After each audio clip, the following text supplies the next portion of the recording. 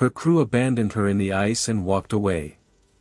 For the next 38 years, she kept appearing on the horizon. The Beaufort Sea in October is not a place that forgives hesitation. The cold does not arrive gradually the way it does in gentler latitudes. It comes in one breath, sudden and absolute, drawing the moisture from your lips before you have finished exhaling. The water at the surface turns the color of pewter, then the color of iron, and then it begins to thicken at the edges, quietly, without announcement, the way water becomes something else entirely when the temperature drops past the point of no return. In October of 1931, a cargo steamship called the SS Baychimo sat locked in that thickening sea, held fast by ice that had come earlier than anyone had expected, held tighter than the season's patterns had any right to suggest. She was a Hudson's Bay Company vessel, solid and reliable, and she had made this run before, through the Northwest Passage channels and back, loaded with the season's fur harvest from the scattered Arctic trading posts. She was doing what she had always done. She was working. But the ice that year was different. It closed in around her with a deliberate kind of patience, the way certain forces in nature seem almost to wait for the right moment. The crew on board could feel the ship groan as the pressure built against her hull. They could hear the sea doing what the sea does when it decides something is finished. The Hudson's Bay Company made the decision that the ship was lost. The crew were taken off in two groups. They sheltered in a makeshift camp on the shore while a blizzard buried the ice and erased the horizon. And when the storm cleared, the Baychimo was gone. She should have sunk. She did not. What followed over the next 38 years is one of the quietest, strangest stories the Arctic ever produced. Not a story of survival, exactly. Not a story of rescue or salvage or triumph. A story of a ship that simply refused to disappear, that kept drifting back into sight long after everyone had agreed she was finished. A ghost on the water. A vessel that outlasted the men who abandoned her, the company that owned her, and almost every attempt to reclaim what she had become. You are here now, in the long, still hours of the night, and the story of the Baychimo is a story worth letting settle over you slowly. There is no urgency to it. The ship is already lost. The outcome is already written somewhere in the cold sediment of the Beaufort Sea. What remains is only the telling, the slow drift of her across the decades, the sightings and the silences, the men who climbed aboard her and the men who watched her float away. Let the cold come in. Let the story move at its own pace. The Baychimo is out there, somewhere, on the water. If you enjoy listening to stories like this, slow, atmospheric, built from the quiet details of a world that has mostly faded from memory, subscribe now. New stories like this one arrive every week, and this channel exists entirely for nights like this one, when you need somewhere unhurried to go. Before the Baychimo vanished, before she became a ghost story whispered along the Arctic coastlines, she was simply a working ship doing a working ship's job. That is where the story has to begin, not with the drama of the ice, not with the abandonment or the decades of drifting, but with the plain, practical world of the early 20th century Arctic trade, because without that world, the ship is only a curiosity. With it, she becomes something else. A witness. A survivor. A vessel that knew something about endurance that the people around her had not yet learned. She was built in 1914 in Hamburg, Germany, at the Blohm and Voss shipyard, one of the finest yards in the world at the time, responsible for some of the most capable steel ships ever put to sea. She was not a large ship by the standards of the era. At just over 1,300 gross tons, she was what the trade called a small cargo steamer, the kind of vessel designed not for the grand oceanic routes but for the slower, more careful work of coastal and Arctic supply.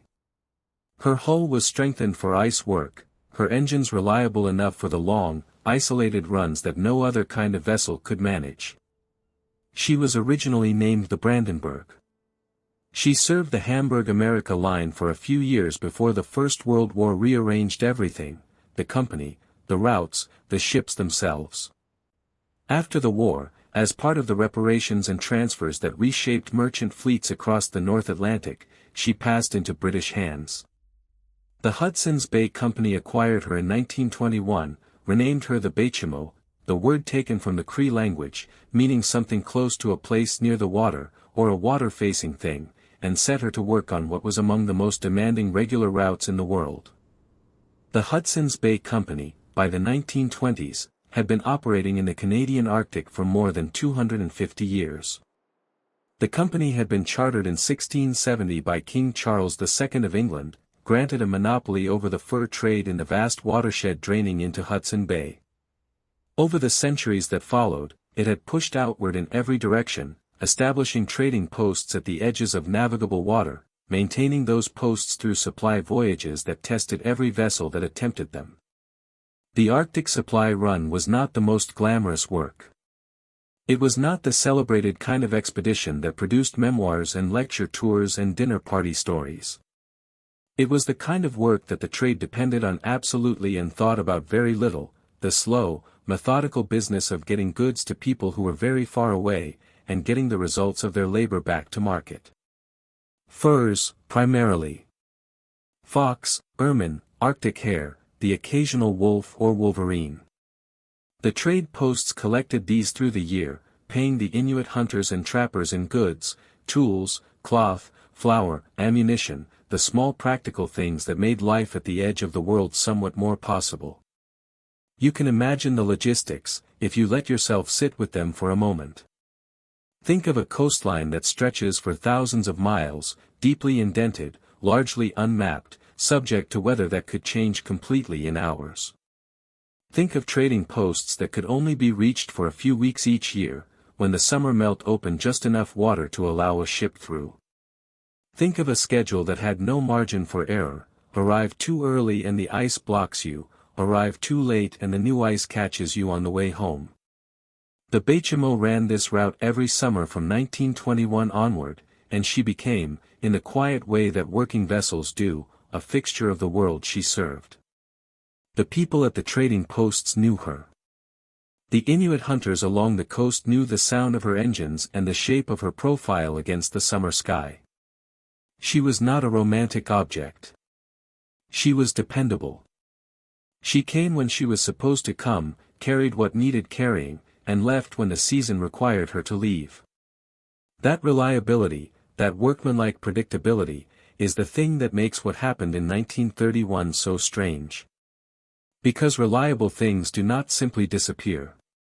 They do not drift away and reappear for decades as if time itself has loosened around them. They do not outlast everyone who knew them and every plan that was made for their recovery. But the Baychimo did all of this. And the story of how she did it begins with a season that started badly and ended in a way that no one aboard her could quite believe. The summer of 1931 started with the usual preparations in Vancouver, where the Hudson's Bay Company maintained its western operations base. The Baychimo was loaded and provisioned and her crew assembled, Captain John Cornwell in command, a man who knew the Arctic route well, who had made this passage before and understood what it asked of a ship and her people. Somewhere between 30 and 40 men in total, the exact number varying depending on the source, enough to work the ship and handle the cargo at each stop along the route. The run began in the spring, following the ice charts as the summer melt advanced northward, timing the approach to the various posts along the Alaskan and Canadian coasts. The early part of the season went as expected, deliveries made, furs collected, the routine established and followed as it had been every summer. The Baychimo moved from post to post, filling her hold with the season's harvest, the men working steadily through the long Arctic days when the sun barely set and the sky held its pale gold light for hours that stretched beyond ordinary reckoning. It was in September, as the ship worked her way back westward toward home, that the ice began to behave unexpectedly. The season was not yet over, it should not have been over, but the freeze was coming earlier than the chart suggested, earlier than Captain Cornwell had planned for. Ice appeared where open water had been only days before. The leads that a ship depends on to thread through the Arctic narrowed and closed. The Baychimo pushed through what she could and stopped where she had to, waiting for the conditions to ease. They did not ease. They worsened. And by October, the ship was caught fast, surrounded on all sides by ice that was no longer moving and showed no signs of moving. The temperature was dropping. The hull was groaning. The season had ended without the Baychimo's permission, and the sea had made a decision that the crew did not yet understand they were powerless to contest. What came next would change everything about what this ship was, and what she would become. The ice held her for days, and then for weeks. And the weeks had a weight to them that no one aboard had anticipated, not the cold exactly, though the cold was extraordinary, but the silence, the stillness, the sense that the world outside the ship's hull had become something permanent rather than something seasonal. The Baychimo was a working vessel caught in a situation where there was no longer any work she could do. And that helplessness, that enforced stillness in a ship built for motion, is the first note in the long strange music of her story. If you are drifting now, the way ships drift, let yourself go. Subscribe so the next story is waiting when you return. Sleep well. October in the Beaufort Sea is a specific kind of silence. Not the silence of absence, not the empty quiet of a room where nothing has ever happened. It is the silence of process, of something large and slow doing what it has always done, the freeze arriving the way deep geological events arrive, without drama and without apology, because drama and apology are human inventions and the sea has no interest in either. You are standing on the deck of a steel ship that weighs more than 1,000 tons, and you are not moving. The ship has not moved in days. What was water beneath you is now something harder, something that presses against the hull with a low continuous groan that you feel in your boots more than you hear with your ears. The sky above is a pale and faded color, not quite gray and not quite white, the kind of sky that does not promise anything in either direction. No storm coming. No clearing. Just the flat, uncommitted light of a high Arctic October. Captain John Cornwell had made this route before. He knew the ice charts, knew the seasonal patterns, knew the way the Beaufort could shift from navigable to impassable in a matter of days. He had worked with those rhythms successfully for several seasons, threading the Baychimo through the narrow leads of open water with the careful attention of a man who understood that the Arctic does not forgive overconfidence. What he was looking at now was not something that the charts had predicted with any precision. The freeze had come early. Significantly early. And it had come in a way that left no lead to follow, no passage to attempt, no direction that offered anything other than more ice. The ship was caught between Point Barrow and Herschel Island, a stretch of Alaskan Arctic coastline where the Beaufort Sea pushes southward and the ice can pile up against the shallower banks with particular force. It was not an unusual location for a ship to be in difficulty. The region had claimed vessels before and would claim them again, but the specific circumstances of the Baychimo's predicament were not typical. She was not being crushed. The pressure on her hull, though constant and worrying, was not of the kind that destroys a ship in a matter of hours. She was instead being held, gripped, locked in place by ice that extended in every direction as far as anyone could see. The crew took stock of what they had. Food and fuel enough for some months, if managed carefully. The ship herself, her hull intact for now, her systems functioning though her propellers were useless in ice this dense. And the knowledge, growing with each passing day, that the season had changed around them and they were no longer in charge of their own timeline. The Hudson's Bay Company was informed by radio of the ship's situation.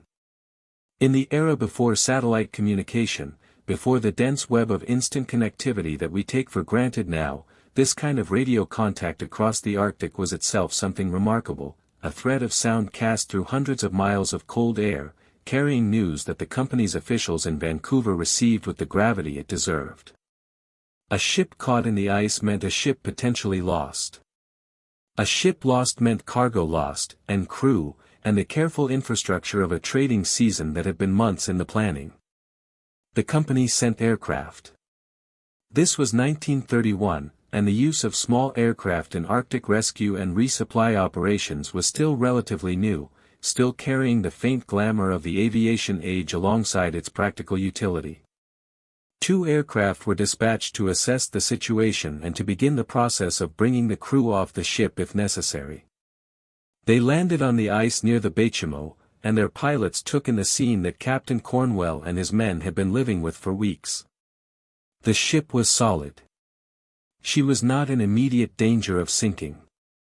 But the ice around her showed no sign of releasing her before the winter fully established itself, and a full Arctic winter spent trapped in the pack ice was not a survivable proposition for a steel-hulled cargo steamer.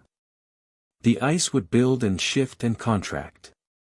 The pressure cycles of the Arctic winter would test the hull in ways that the moderate ice of early October was only beginning to suggest. Staying aboard through the winter was not an option that anyone could recommend. What happened next unfolded in stages. The crew was divided. Some men, the majority, were taken off the ship by aircraft and transported to the relative shelter of the shore, where they set up a temporary camp in a wooden structure hastily erected against the cold. The camp was called Barrow, located near the Alaskan settlement of that name, and it was not comfortable, but it was shelter, and shelter in those conditions was the difference between endurance and catastrophe. A smaller group of men remained aboard the Baychimo. This seems strange at first, counterintuitive. Why leave anyone on a ship that the company had effectively conceded was lost? The answer lies in the cargo. The Baychimo's hold was full of furs, the season's harvest from the Arctic trading posts, the pelts that represented the entire economic purpose of the run. To simply abandon the ship entirely, without attempting to protect the cargo, would have been to write off not just the vessel but everything in her. A smaller crew remained aboard to maintain the ship as best they could and to oversee the furs. This was the situation in October of 1931. A crew divided between a shore camp and an icebound ship. A blizzard building on the horizon. A company waiting for news in offices 1,000 miles to the south. And the ship locked in the ice, her engines silent, her hull groaning with the patient pressure of a sea that had decided the season was over. The blizzard arrived on November 24th. By the accounts that survive, it was severe even by the standards of the region, the kind of storm that reduces visibility to nothing within minutes, that drives snow horizontally and buries the world in white so complete that shapes lose their meaning. The men in the shore camp pulled their walls close around them and waited. The men still aboard the Baychimo had no such option. They were in the storm, inside a steel hull that amplified every gust, surrounded by ice that was itself being moved by the wind in ways that added new pressures and new sounds to the existing groaning of the pack. The blizzard lasted several days. When it finally passed, and the men in the shore camp emerged to assess the damage and look for the ship, the Baychimo was gone. Not damaged. Not sunk in a visible way, no mast above the waterline, no oil slick spreading across the ice to mark where she had gone down. Simply gone. The ice where she had sat was empty. The horizon in every direction offered nothing. The remaining crew from the ship were found alive, having survived the storm in an improvised shelter on the ice. They were shaken but uninjured. They reported that the Baychimo had broken free during the storm, that the violence of the blizzard had done what weeks of calmer conditions had not, dislodged her from the ice that held her and sent her sliding away into the white chaos of the storm. The Hudson's Bay Company declared the Baychimo lost. It was a reasonable conclusion. A ship that disappears in a November blizzard in the Beaufort Sea, unmanned, without power, in the grip of the pack ice, such a ship does not generally reappear. Such a ship settles into the bottom of the sea or is crushed in the ice over the winter and dispersed into fragments that no one will ever find. The company began the paperwork.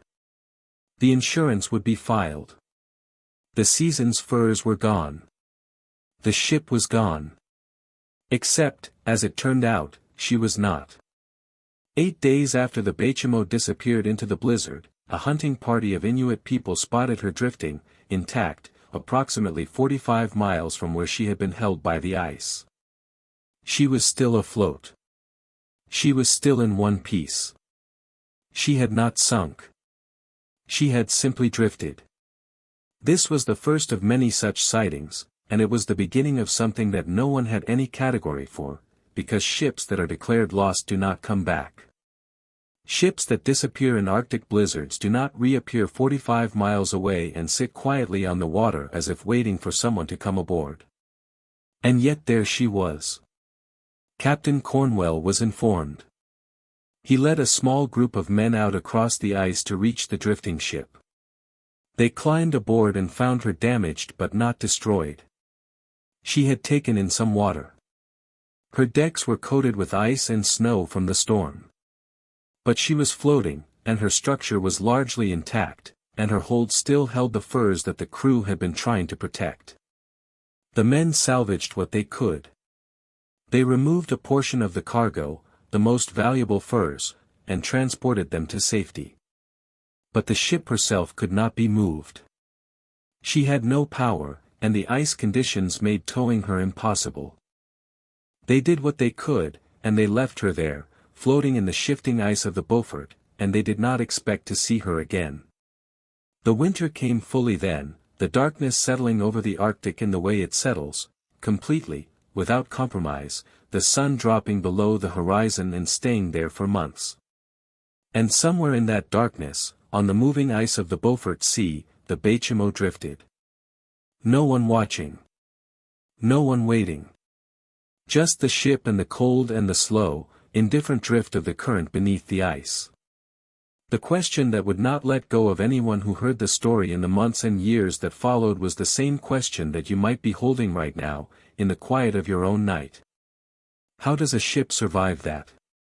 How does a vessel made of steel and rivets and boilerplate, 1,000 tons of metal sitting on water that freezes to the density of concrete in the Arctic winter, how does such a thing drift for months through ice that crushes ships, in storms that sink things far more seaworthy, through a winter that turns the entire Beaufort Sea into a landscape where survival of any kind seems unlikely? The answer, it turns out, is not complicated. It is just unexpected. The Baychimo had a shallow draft for a ship of her size.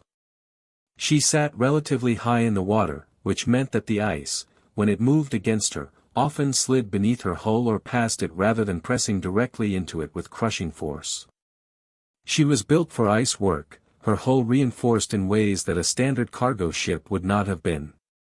And she was, by the strange luck of where the blizzard had pushed her, positioned in ice that was moving rather than stationary, drifting with the slow currents of the Beaufort rather than locked against a stationary pressure ridge. None of this was enough to fully explain her survival. But it was enough to make the survival possible. And possible was all the Arctic needed to do what the Arctic always does, which is to surprise you. The Baychimo went into the winter alone, and the winter took her, and in the spring she was still there. Not where she had been. Somewhere else. Still drifting. Still afloat. As if the sea had decided, for reasons of its own, to keep her. There is a particular quality to the light in the Arctic spring that makes it difficult to trust what you see. The ice and the sky exist in a kind of negotiation during those weeks when the sun comes back, the white below and the pale above, creating a landscape where edges dissolve, where distances lose their ordinary meaning, where something on the horizon might be a pressure ridge or a bear or simply the way the light is bending through the cold air. People who live in the Arctic learn to discount their first impressions. They look twice. They wait for the shape to hold steady before they commit to believing in it. So when the Baychimo appeared in the spring of 1932, the people who saw her did not immediately know what to make of her. A ship on the water, intact, drifting without power, in a place where no ship had any business being. The ice had largely broken up. The season had turned. And there she was, the same vessel that had been declared lost months earlier, floating on the Beaufort Sea as if she had simply been waiting for the weather to improve. The news spread along the Arctic coastline the way news always spread in that world, slowly, person to person, through the trading posts and the Inuit settlements and the occasional radio contact that connected the scattered communities of the region to each other and to the world outside. A ship had been seen. The Baychimo. Floating freely. No crew. No power. But there. Captain Cornwell heard the reports and organized another expedition to reach her. This was the spring of 1932, and the conditions that had made the ship impossible to recover in the autumn had changed. The ice was moving, the season opening, and a properly equipped party might be able to board her and attempt to bring her under some kind of control. He led a group of men out to the reported position and found her. She was, by all accounts, in remarkable condition for a ship that had spent an Arctic winter adrift in the pack ice. She had taken on some additional water.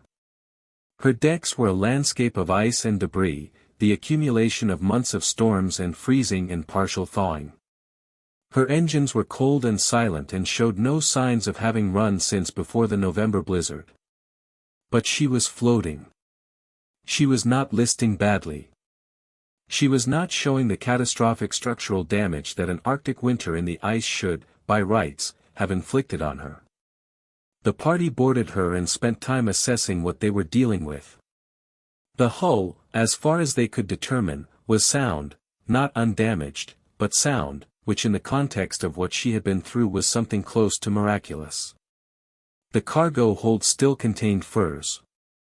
Not all of the furs, some had been removed in the salvage attempt back in November, and some appeared to have been damaged beyond recovery, but a quantity of the season's harvest was still intact, still there, waiting. The problem, as it had been in November, was that they could not move her.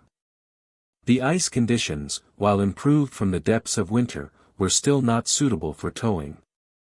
The ship needed power to navigate, and her engines could not be restarted under field conditions without equipment and expertise that the recovery party did not have. She was afloat, she was accessible, and she was still, in a practical sense, unreachable. More cargo was removed. More furs were transferred from her hold to whatever transport could carry them out of the ice. And then the party left her again. Left her there on the water, drifting, in the care of no one. Because there was nothing else to do. What does a ship feel like, a ship that is kept and lost and kept again like this? You can let yourself imagine it if you want, in the slow quiet of your night. Not a dramatic thing, not the anthropomorphic anguish of a vessel that knows it is being abandoned. Just the weight of the hull on the water, the creak of the steel as the temperature changes, the sound of the ice clicking and groaning against the plates of the bow. The ship moving because the current moves beneath her, going where the current goes, which is nowhere in particular and everywhere at once.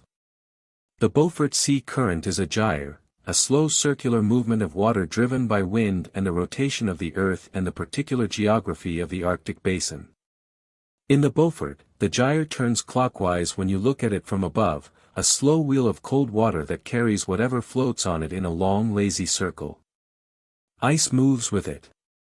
Debris moves with it.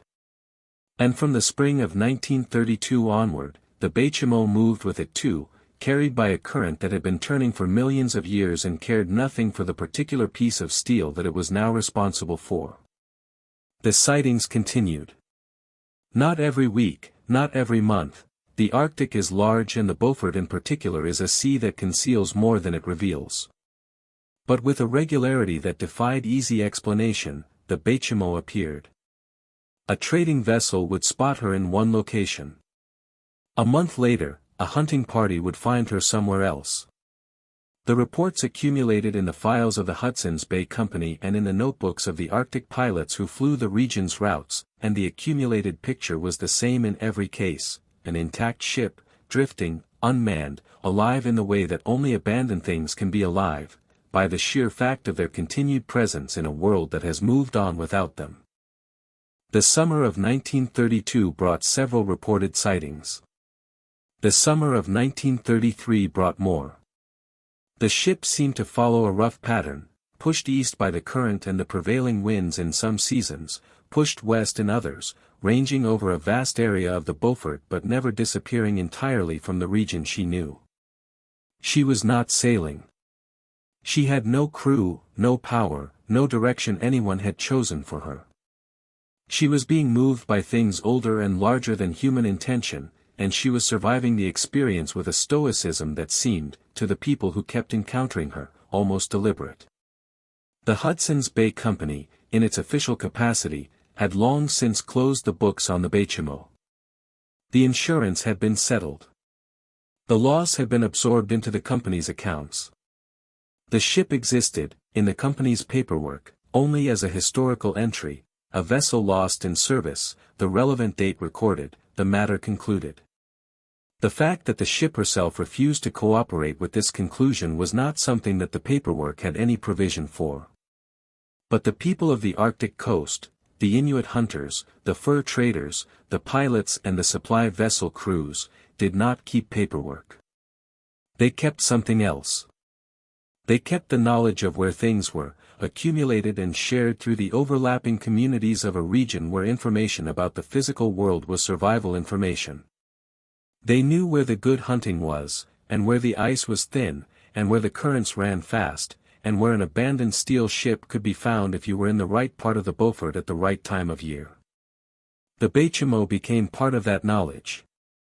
She became a landmark, in the strange way that a moving thing can be a landmark, not a fixed point, but a known thing, a thing whose patterns you could learn and whose presence you could anticipate if you understood the currents well enough. People began to factor her into their understanding of the region. She was talked about in the settlements along the coast. Her name was said in a specific tone, the tone that people use for things that have passed into a kind of local legend while still being stubbornly, concretely real. There were attempts at salvage throughout the early 1930s. The accounts vary in their details. The Arctic record of this period is fragmentary, kept in logbooks and company files and personal letters, not in any systematic archive, but the pattern is consistent. Whenever anyone got close enough to board her, they found her floating, damaged but not destroyed, holding whatever cargo she still carried, and impossible to bring under control. The weather would turn. The ice would close in.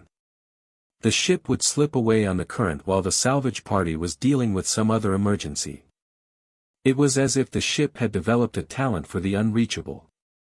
As if the same conditions that had trapped her in the first place now worked in her favor, the ice moving and the weather shifting at precisely the moments when someone was trying to take hold of her. This is not a mystical observation. The Arctic is simply large enough, and changeable enough, that any attempt to predict and control conditions over the span of days and weeks is necessarily imperfect. But the Baychimo's repeated escapes from rescue accumulated a weight that was difficult not to interpret as something more than coincidence. By 1933, she had been drifting for 2 years.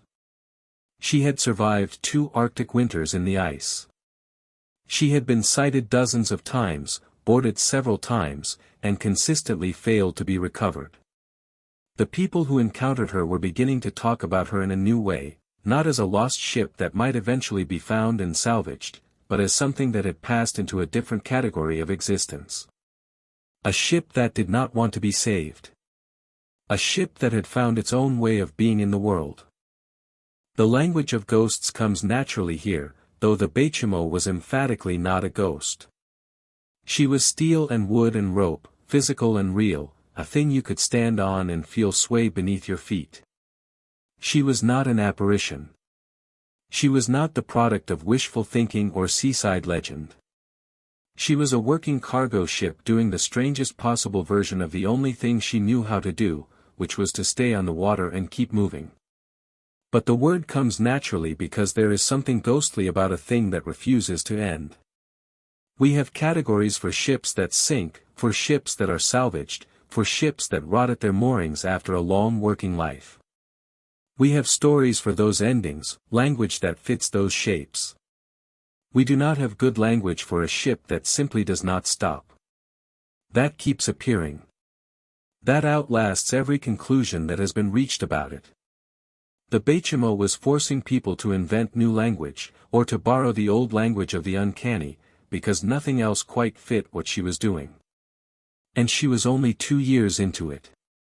What would happen to her, what she would become over the next 3 decades, was something that no one in 1933 could have predicted. The sightings would continue. The attempts would continue. And the ship would continue, too, in her own quiet and inexplicable way, as the years accumulated around her like ice. If you are drifting now, the way ships drift, let yourself go. Subscribe so the next story is waiting when you return.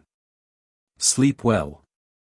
To follow the Baychimo through the years of her drifting, you have to know something about the place where she drifted. Not the geography exactly, though the geography matters, but the particular texture of the Arctic world in the 1930s and 1940s, the quality of life and commerce and human presence that she moved through like a slow rumor, always present at the edges of other people's stories. The Beaufort Sea sits at the northern edge of the North American continent, bounded by Alaska to the south and west, by the Canadian Arctic archipelago to the east, and open to the Arctic Ocean to the north. It is not a hospitable body of water by any ordinary measure. Its average surface temperature in winter drops well below the freezing point of seawater. Its ice cover in the winter months is nearly complete, a white landscape that extends from shore to horizon with only the occasional lead of dark water to break the monotony. In summer, the ice retreats, partially, never entirely, and the sea shows its actual surface, gray and cold and unreflective, under skies that are often overcast and low. The coastline the Baychimo knew was a working coastline in the specific sense that the early 20th century understood work in the Arctic. It was not agricultural. It was not industrial in any concentrated way. It was the coastline of a fur trade that had been operating for more than 2 centuries, a network of small trading posts strung along the waterways and the coast at intervals that made sense to the economy of the trade rather than the geography of the land. Each post was a small settlement, a few buildings, a flagpole, a cache of goods and supplies. Each post was staffed by 1 or 2 Hudson's Bay Company employees, usually men who had come north from the south and stayed for years, learning the Inuit languages and customs, becoming part of the world they were supposed to be supplying. The Inuit communities that these posts served were not, in the 1930s, the fixed settlements that they would later become. They were still largely mobile, still following the patterns of hunting and fishing that had sustained Arctic life for thousands of years, moving with the season, following the caribou and the seal and the beluga whale, living in the kind of relationship with the land and water that involves understanding those things at a depth that no survey or map can capture. They knew the sea. They knew the ice. They knew the currents and the weather and the signs that told you whether today was a day to travel or a day to stay. It was these people who kept the most consistent account of the Baychimo during her decades of drifting. Not because they were keeping records, they were not, but because the sea was their working environment, and a large steel ship drifting unmanned on that sea was the kind of notable thing that gets mentioned, that becomes part of the body of knowledge about conditions in a given area in a given season.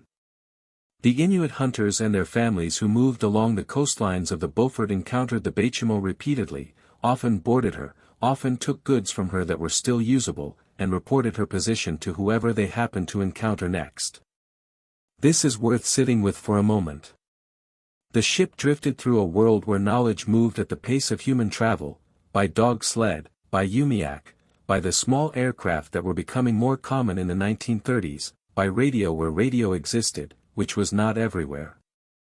News of a sighting might take weeks to reach anyone who had the resources to act on it. By the time a salvage party could be organized and dispatched to the reported location, the Baychimo might have moved dozens of miles. The current did not pause for anyone's schedule. The Hudson's Bay Company continued to receive these reports through the 1930s.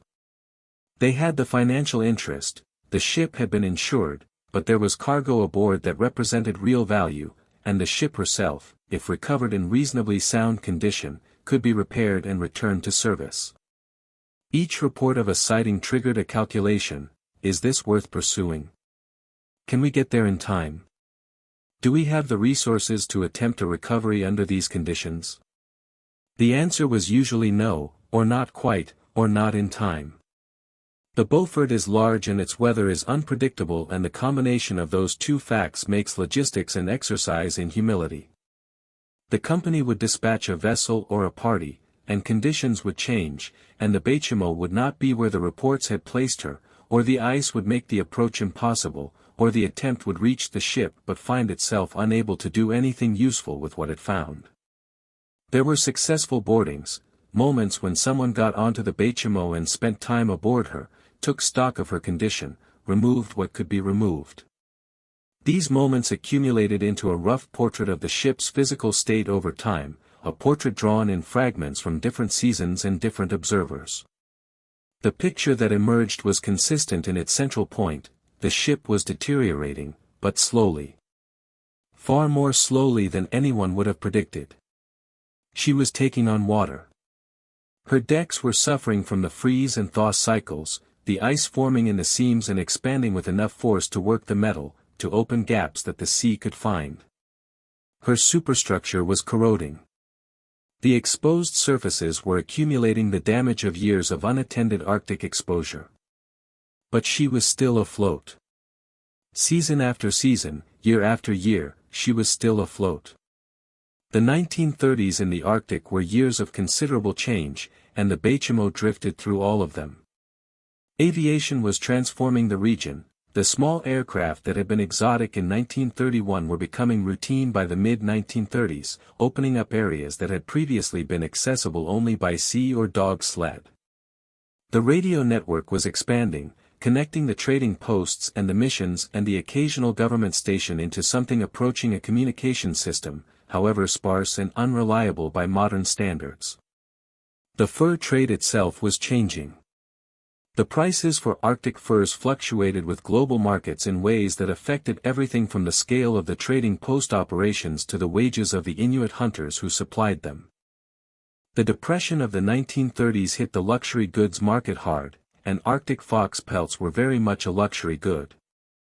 The trading posts contracted. Some closed. The careful logistics of the summer supply run continued because it had to continue. The people at the posts needed supplies regardless of what the markets were doing, but the economic weight of the whole enterprise was lighter, more cautious. Through all of this, the Baychimo drifted. She was a fixed thing in an unfixed world, or rather, the reverse. She was an unfixed thing in a world that was trying to stabilize itself around new patterns and new technologies and new economics. She moved with the currents while everything around her moved with different forces, and the combination produced a story that kept generating new chapters without any apparent intention of concluding. What did she look like, by the mid-1930s? The accounts from the period describe a ship that was showing her age and her experience but was still recognizably herself. Her hull was dark with corrosion and staining. Her decks were dirty and ice-scarred. The paint that had once marked her as a working vessel was long gone, replaced by the particular gray-brown of weathered steel. Her masts were still standing. Her superstructure was intact. She sat low in the water, lower than she should, which indicated the water she had taken on, but she was not listing dramatically, not showing the signs of a vessel on the edge of going under. People who boarded her in this period described the experience in similar terms. The sounds, first, the ship was never entirely silent, even when calm. She creaked and groaned with the movement of the water, the sounds traveling through the steel hull and up through the deck plates in a way that seemed almost conversational, as if the ship were commenting on the conditions around her. The smell of rust and cold salt water and the faint, fading ghost of the furs that had been in her hold. The particular cold of an enclosed steel space that has been unheated for years, not the open cold of the Arctic air, but a damp, close cold that gets into your clothing and stays there. And the emptiness. That above everything else. A cargo ship is built for crew, for the constant presence of working people, for the sounds of engines and conversation and the ordinary clatter of life aboard a vessel at sea. The Baychimo had been built for a crew of several dozen men. She had space for them, systems designed around their presence, rooms that expected to be occupied. Walking through her was walking through something that was architecturally specific about human absence. Every door, every ladder, every surface said, someone used to be here. That quality of abandoned space, the way it holds the shape of the life that has left it, is something that any of us knows in smaller ways. A room after someone has gone. A table set for a meal that won't happen. The particular quality of a place where life used to be and no longer is. The Baychimo had this quality in an extreme and particular form, amplified by the Arctic setting, by the years, by the complete absence of any plan for anyone to return. She was not waiting. Ships don't wait. But she occupied the space of waiting, the posture of it, drifting in her slow circles through a sea that had accepted her the way the sea accepts everything it cannot break, with indifference, which over time begins to look like something more. The world around her was changing. The war would come. The Arctic would change again. But through the late 1930s, the Baychimo continued her irregular patrol of the Beaufort, appearing and disappearing on the horizon of the various people whose working lives brought them to this part of the world, unreachable and undestroyed, a question mark that no one had the resources to answer. And the current kept turning, slow and cold and clockwise, taking the ship wherever it went. Among all the accounts of encounters with the Baychimo, there is one that stands apart from the others. Not because it is the most dramatic, it is not, and not because it resulted in any significant salvage or recovery, because it did not. It stands apart because of what the people involved did when they found her, and how long they stayed. In the winter of 1933, a group of Inuit people encountered the Baychimo locked in ice near the Alaskan coast. The ship had been caught again in the seasonal freeze, temporarily immobile in a way that made her accessible without the difficulties of approaching a drifting vessel in open water. The group numbered somewhere between 5 and 10 individuals, the accounts vary, and they had been traveling by dog sled along the coast when they came across the ship. They did not hesitate. They climbed aboard. This was entirely consistent with the practical culture of the Arctic, where an abandoned resource in a harsh environment is simply a resource, where the line between salvage and theft is drawn by the concept of abandonment, and the Baychimo had been abundantly and officially abandoned. They found her hold still carrying goods, not the furs, which had been substantially removed by this point, but other cargo, trade goods that the Hudson's Bay Company had been carrying to the posts along the route. Cloth. Tools. Provisions. The kind of goods that in the Arctic in the 1930s represented real value for people living at the margins of what was easily available. The group spent several days aboard the ship. Not just taking what they found useful and moving on, but actually staying, making a camp of sorts in the relative shelter of the ship's interior, using her walls to break the wind, her spaces to sleep in. They explored her thoroughly, moving through the empty rooms and passages with the curiosity and practicality of people who understand that information about a place is itself useful. What was she carrying? What was her condition? Where was the damage? Which spaces were dry and which were wet? The accounts of this encounter, preserved through the kind of oral transmission that was the primary record-keeping of the region, described the ship from the inside in a way that the official Hudson's Bay Company records do not. The company's reports on the Baychimo tended to focus on the external condition of the hull, the quantity of cargo, the feasibility of salvage. The people who camped aboard her in 1933 described something different, the quality of the space, the particular strangeness of moving through a vessel that had been abandoned but not destroyed, the sounds the ship made in the cold. One detail that recurs in the accounts is the sound of water. Not the sound of the sea outside, that was constant and expected, but the sound of water inside the ship, the quiet dripping and trickling of water that had found its way in through the seams and the damage and was moving through the lower spaces in ways that could be heard but not easily located. The ship was slowly taking on water. Slowly enough that she was still afloat, still stable, but the process was ongoing, audible, a reminder that her survival was not permanent and was not guaranteed. The group took what they needed and eventually moved on, continuing their travel along the coast. But the encounter became part of the accumulated story of the Baychimo, another data point in the growing record of her existence, another set of observations about her condition and her cargo and her remarkable refusal to sink. There were other encounters throughout the 1930s that deserve a moment of attention. A fur trader named Tom Caldwell reportedly came across the Baychimo in 1933 and spent 10 days aboard her, attempting to determine whether she could be brought under some kind of control. Caldwell was an experienced Arctic hand, the kind of man who had spent years in the region and had developed a practical relationship with its conditions that went well beyond what any official training could provide. His assessment of the ship, as it has been reported through various accounts, was fundamentally the same as everyone else's: she was afloat, she was damaged, she could not be moved. What distinguished Caldwell's account was the detail he provided about her structural condition.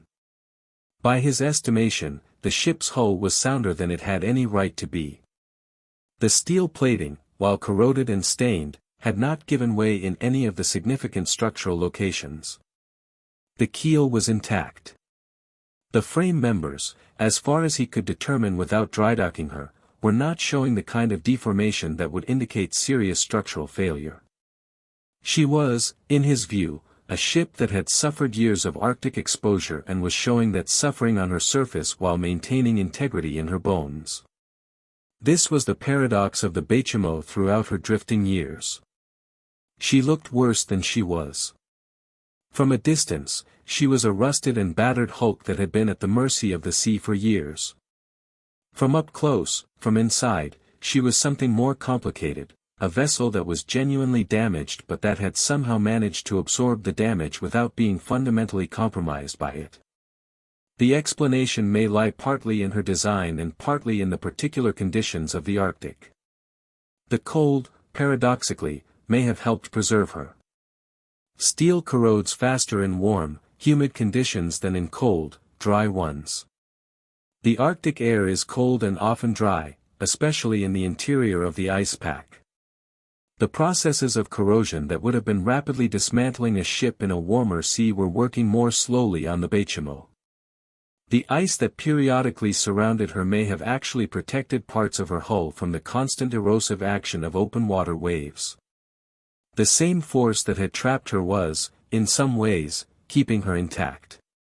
This is the kind of explanation that feels almost too neat, too much like a tidy resolution to what is essentially an untidy story. And perhaps it is. Perhaps the Baychimo's survival had as much to do with chance as with design, the particular path the current sent her along, the particular storms that tracked slightly to the north or south and missed her, the particular seasons when the ice was thick enough to buffer her from the worst of the wave action without being thick enough to crush her. What would it mean to ask the question the other way? Not why did she survive, but what would it have taken to sink her? What specific combination of forces and circumstances would have been needed to send the Baychimo to the bottom of the Beaufort Sea? We cannot answer that question fully, because we don't know exactly what she encountered during the many months and years when she was out of sight of any observer. But we know that whatever the Arctic threw at her, winter ice, summer storms, the freeze-thaw cycles that work metal the way repetitive stress works metal, the constant action of the cold salt water, none of it was enough. In the mid-1930s, an Alaskan adventurer named E.V. Haig made an attempt to reach the Baychimo that has been described in several later accounts. Haig was one of the many individuals in the Arctic at that period who occupied the space between official commerce and individual enterprise, not a company man, not a government agent, but someone who had come north looking for opportunity in a region where opportunity often took unconventional forms. He reached the ship and spent time aboard her, and his account of the experience added to the growing portrait of a vessel that was becoming something more than just a lost ship. Haig described climbing onto her deck and being struck by the quality of the silence. Not the silence of a dead thing, he was at pains to make this distinction, but the silence of something that was simply not engaged with the world at that moment. The ship was present. She was real. She was physical in all the ways that 1,000 tons of steel is physical. But she was not part of anything. She had no purpose. She was not going anywhere, not doing anything, not serving the function she had been built for. She was, in his account, a ship that had been removed from the category of ships and placed in some other category that did not have a satisfactory name. He took what he could carry and left. Everyone left. That was the pattern of all the encounters with the Baychimo. People would arrive, they would spend time aboard her, they would take what was useful and note what was not, and then they would leave, because they had to, because the Arctic required them to keep moving, because they had their own lives and their own logistics and the ship was not, ultimately, their responsibility. She was no one's responsibility. That was perhaps the truest thing about her. The Hudson's Bay Company had released her from their books. The Canadian government had no particular obligation to a lost vessel drifting in waters that were not heavily policed. The Inuit communities along the coast had a relationship with her that was practical and episodic. She was a resource when she was accessible, and when she wasn't, she was simply part of the landscape, the way a distant mountain is part of the landscape. Present. Notable. Not a responsibility. The Baychimo drifted through the second half of the 1930s in this way, known, sighted, encountered, never recovered. Each year brought new reports. Each report brought new attempts, or at least new interest. And each attempt confirmed what the previous attempts had confirmed, which was that the ship had developed a particular talent for remaining exactly where no one could do anything useful with her. And what was she, in those years? What had she become? Not a ship in any operational sense. Not a ghost in any supernatural sense. She was something in between, a real thing that had taken on an unreal quality by virtue of simply continuing to exist past the point where things like her are supposed to stop existing. She was a challenge to the ordinary categories of the world, a thing that the world had declared finished but that had not yet agreed to be finished. There is something almost restful in that, if you let yourself feel it. The refusal to agree with the conclusions that others have reached about you. The simple, unargued persistence of being still there. The Baychimo was still there. Year after year, season after season, she was still there. The world changed in 1939 in ways that reached even into the Beaufort Sea, even into the remote and seemingly insulated world of the Arctic fur trade and the icebound coasts where the Baychimo was still, apparently, drifting. War has a way of reorganizing what matters and what does not, of shifting the weight of human attention from some things to other things so completely that the things that no longer matter seem to fade at the edges, to become slightly unreal. The Baychimo, already a minor legend by 1939, was further displaced during the war years by the simple fact that no one had the attention to spare for her. The reports of sightings continued, carried by the Inuit hunters and the trading post staff and the occasional pilot who flew the Arctic routes, but they generated less response than they had in the 1930s. There were larger things to attend to.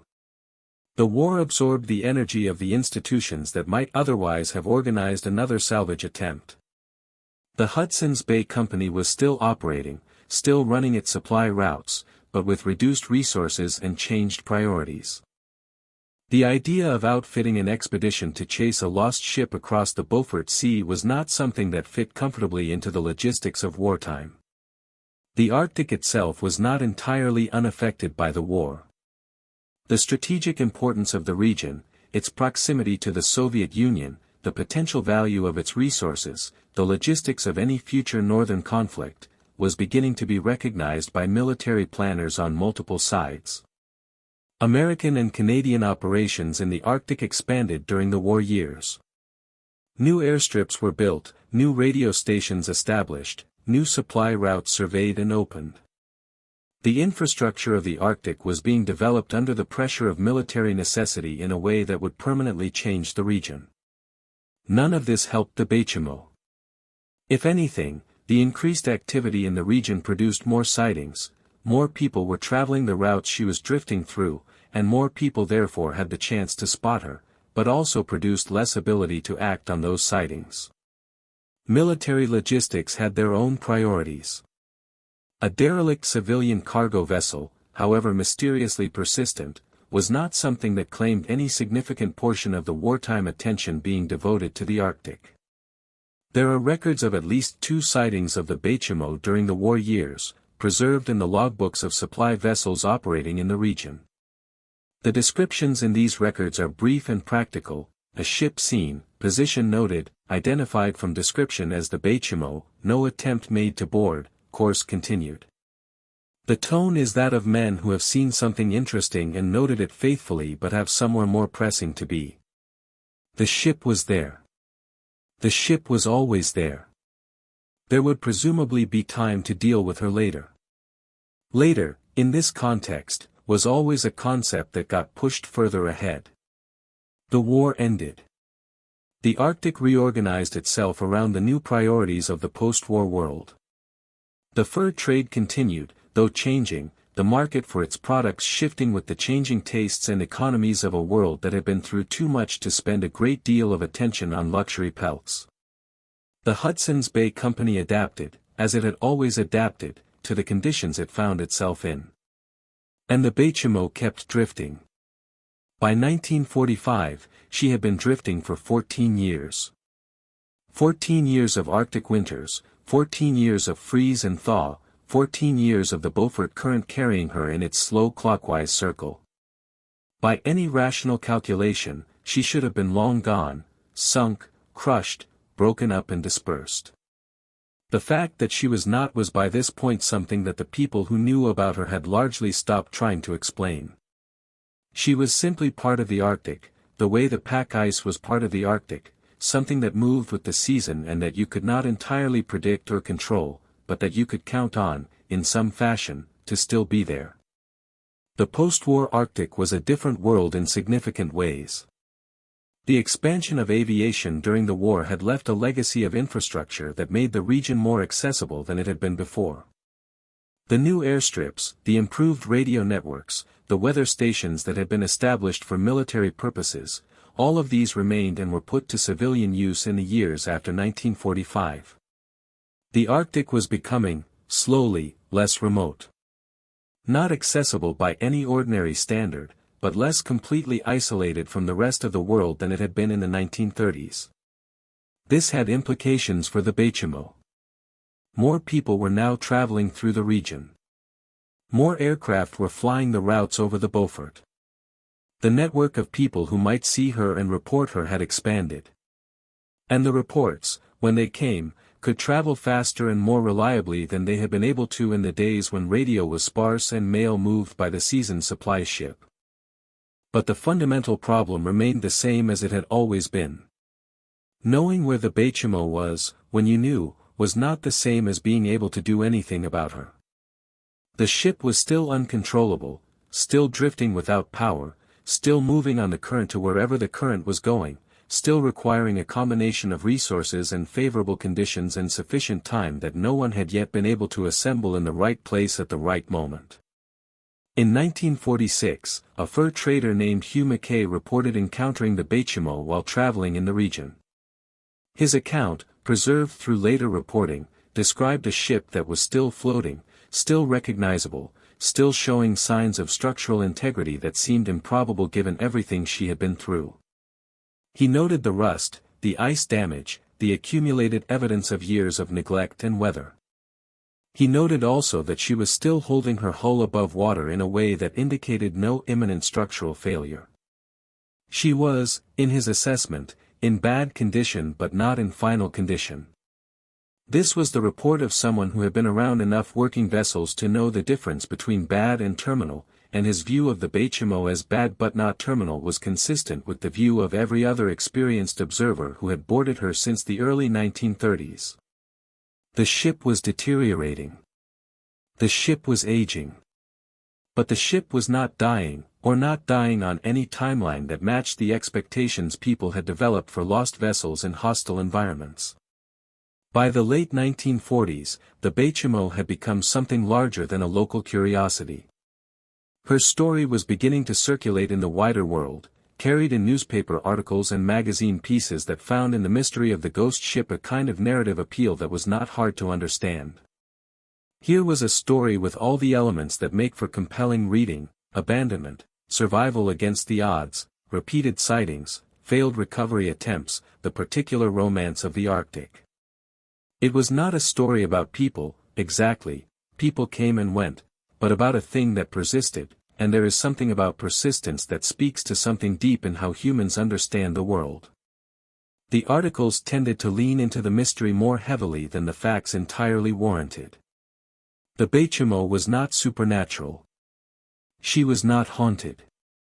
She was not, as some of the more imaginative pieces suggested, a vessel that had somehow developed the ability to evade pursuit by anything other than the purely physical means of being in a very large sea that moved in unpredictable ways.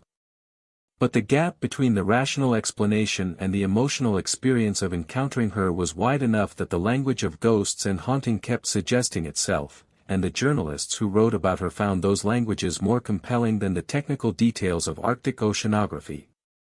The ghost ship narrative served a purpose, though. It kept the story alive in the wider world even during the years when the people who actually lived and worked in the Arctic had largely incorporated the Baychimo into their sense of normal, had stopped being surprised by her and had simply added her to the list of things that were part of the region's landscape. The outside world's sense of wonder at the ship's persistence maintained an audience for the story, which meant that new sightings continued to be reported and documented, which meant that the record of her existence remained somewhat more complete than it would have been if she had been simply a local phenomenon known only to the people of the Beaufort coast. The 1940s passed this way, the ship drifting, the world changing, the story accumulating. The decade that ended with the world radically reorganized around new powers and new threats and new technologies found the Baychimo exactly where she had been at the beginning of it, somewhere in the Beaufort Sea, afloat, unmanned, moving with the current. She had survived a world war. She had survived the reorganization of the Arctic around military priorities. She had survived the shifting economics of the fur trade and the changing ownership of the company that had sent her north in the first place. She had survived everything, in the way that things that are not really in the world's plan sometimes survive, by being too low on the priority list to be dealt with, by being in a place where dealing with things is harder than in other places, by persisting in the quiet unargued way of objects that have no opinion about whether anyone wants them to still be there. The 1950s would bring new people to the Arctic, new technologies, new attempts. And the Baychimo would be there for all of it. It would be a mistake to tell the Baychimo's story as if she were simply drifting through an empty world, as if the 38 years of her second life were spent in isolation, witnessed but never engaged with. The truth is more complicated and more human than that. There were people who tried, seriously and repeatedly, to end her drifting, to bring her under control, to make her useful again, to transform her from a legend back into a ship. None of them succeeded. But the attempts themselves are worth following, because in each attempt you can see both the possibilities and the limitations of what humans can do in the face of conditions that exceed their tools. The early salvage attempts of the 1930s have already been touched on, the expeditions organized by Captain Cornwell, the various boardings that removed cargo but could not move the ship, the efforts that reached her and then couldn't bring her home. These attempts had a common problem, which was that the technology available in the early 1930s for Arctic rescue and salvage was simply not well matched to the specific challenge the Baychimo presented. You could reach her by aircraft or by ship in the summer months. You could board her if the ice conditions allowed it. But you could not restart her engines without a full engineering team and the equipment to do a cold restart on machinery that had been sitting unheated in Arctic temperatures for months or years. And you could not tow her without a vessel powerful enough to pull 1,000+ tons of steel through ice-laden water, with the Baychimo herself offering unpredictable resistance. A tow, if it could have been accomplished, would have been the obvious solution. Get a line on her, get a powerful vessel on the other end of the line, and drag her somewhere useful, to a harbor, to dry dock, to a location where a proper crew could board her and get her systems functioning again. The theory was simple. The practice was not. The Beaufort Sea in the summer months, while it offers more open water than the winter, is not a place that makes towing easy. The ice that remains, and in the 1930s and 1940s, significant ice remained even in the summer months, is not predictable. Leads of open water open and close on their own schedule. A towing operation that began with a clear path might find that path closed within hours. And the Baychimo herself, without power and without anyone at her helm, could not be steered. She would follow the towing vessel in a rough way, but any significant change in course or any encounter with ice would require the kind of precise maneuvering that is impossible when one end of your tow line is attached to an unpowered vessel in ice-covered water. There was also the question of the ship's structural condition. A tow puts significant stress on the vessel being towed. The line transfers force in ways that can be damaging to a hull that is already compromised. Towing the Baychimo through ice required not just the power to move her but the confidence that the hull would tolerate being moved in this way, and given the uncertainty about her structural condition, that confidence was difficult to develop without the kind of survey that you can only do in dry dock. The 1940s brought improved technology in some respects, more powerful engines in the vessels operating in the Arctic, better aircraft for reconnaissance and supply, improved radio communication. But the fundamental challenge remained. The Baychimo was large, damaged, unpowered, and in a sea that did not cooperate with salvage operations.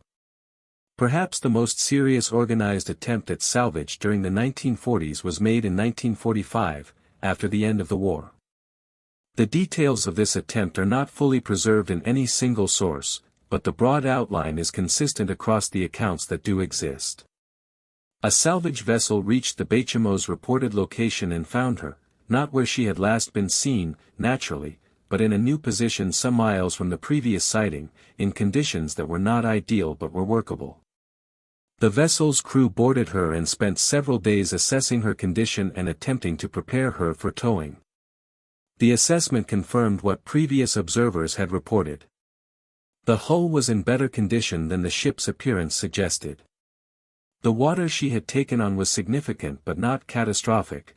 The ship was heavier than she should have been, sitting lower in the water, but still buoyant.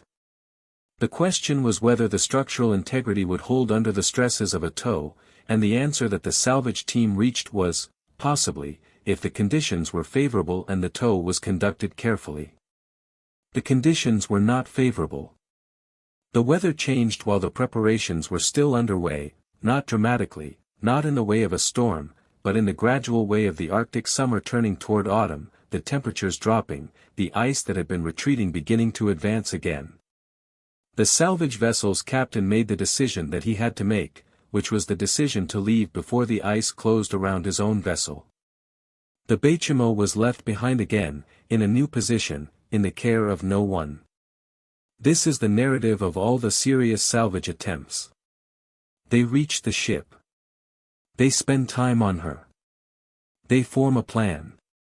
And then something, weather, ice, mechanical failure, logistical constraint, intervenes to prevent the plan from being executed. The Baychimo slips away, not by any action of her own, but by the simple physics of being in a large and unpredictable environment where the conditions that make access possible are not the same conditions that persist long enough for a complex operation to be completed. There is a particular kind of frustration in that pattern, the repeated near success, the plan that gets close but not all the way. For the people involved in these attempts, the frustration must have been considerable. They could see the ship. They could stand on her decks. They could touch her hull and feel that she was still solid.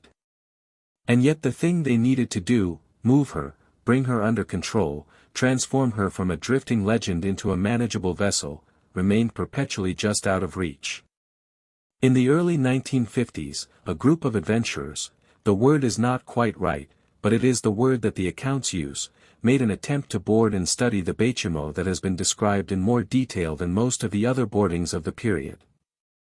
They reached her in the summer of 1952, found her floating in the eastern part of the Beaufort Sea, and spent several days conducting the most thorough inspection of her condition that had been recorded since her abandonment in 1931.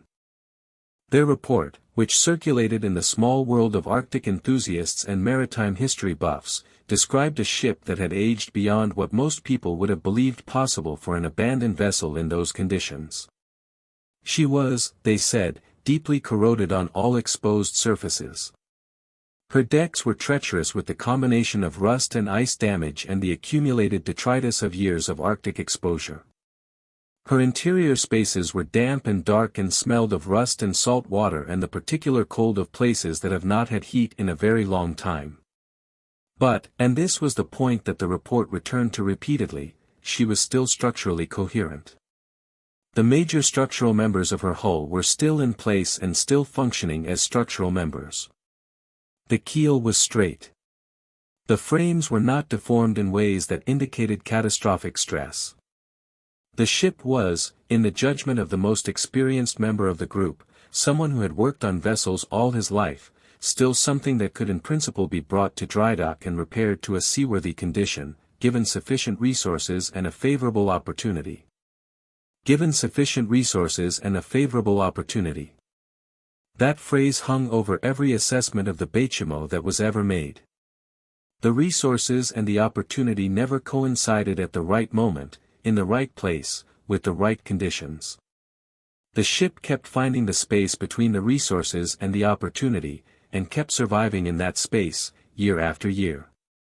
The men who tried to save her were not, for the most part, romantics. They were practical people, salvagers, mariners, traders, adventurers of the working rather than the literary kind. They wanted to recover the ship because ships are valuable and because the challenge of recovering her was a challenge that men who work with ships understand and respond to.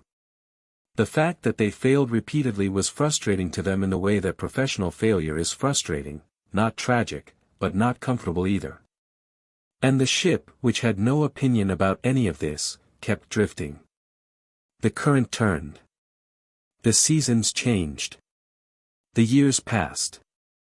And the Baychimo remained exactly what she had become, the ship that would not be saved, not because she refused salvation, but because salvation kept arriving at the wrong time in the wrong place with the wrong tools, and the Arctic, which has always had strong opinions about logistics, kept making its own arrangements.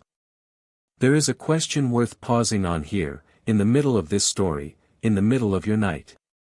If you had been one of those men, if you had stood on her deck, felt her move beneath your feet, seen the rust and the ice and the stubborn survival of her hull, what would you have made of her? What does it mean to fail to save something that is managing perfectly well without being saved? The Baychimo had no need of rescue. She was doing, in her own way, exactly what she had always done. She was on the water. She was afloat. She was in the Arctic, which was the only world she had ever known. The ice of the Beaufort Sea has a memory of sorts.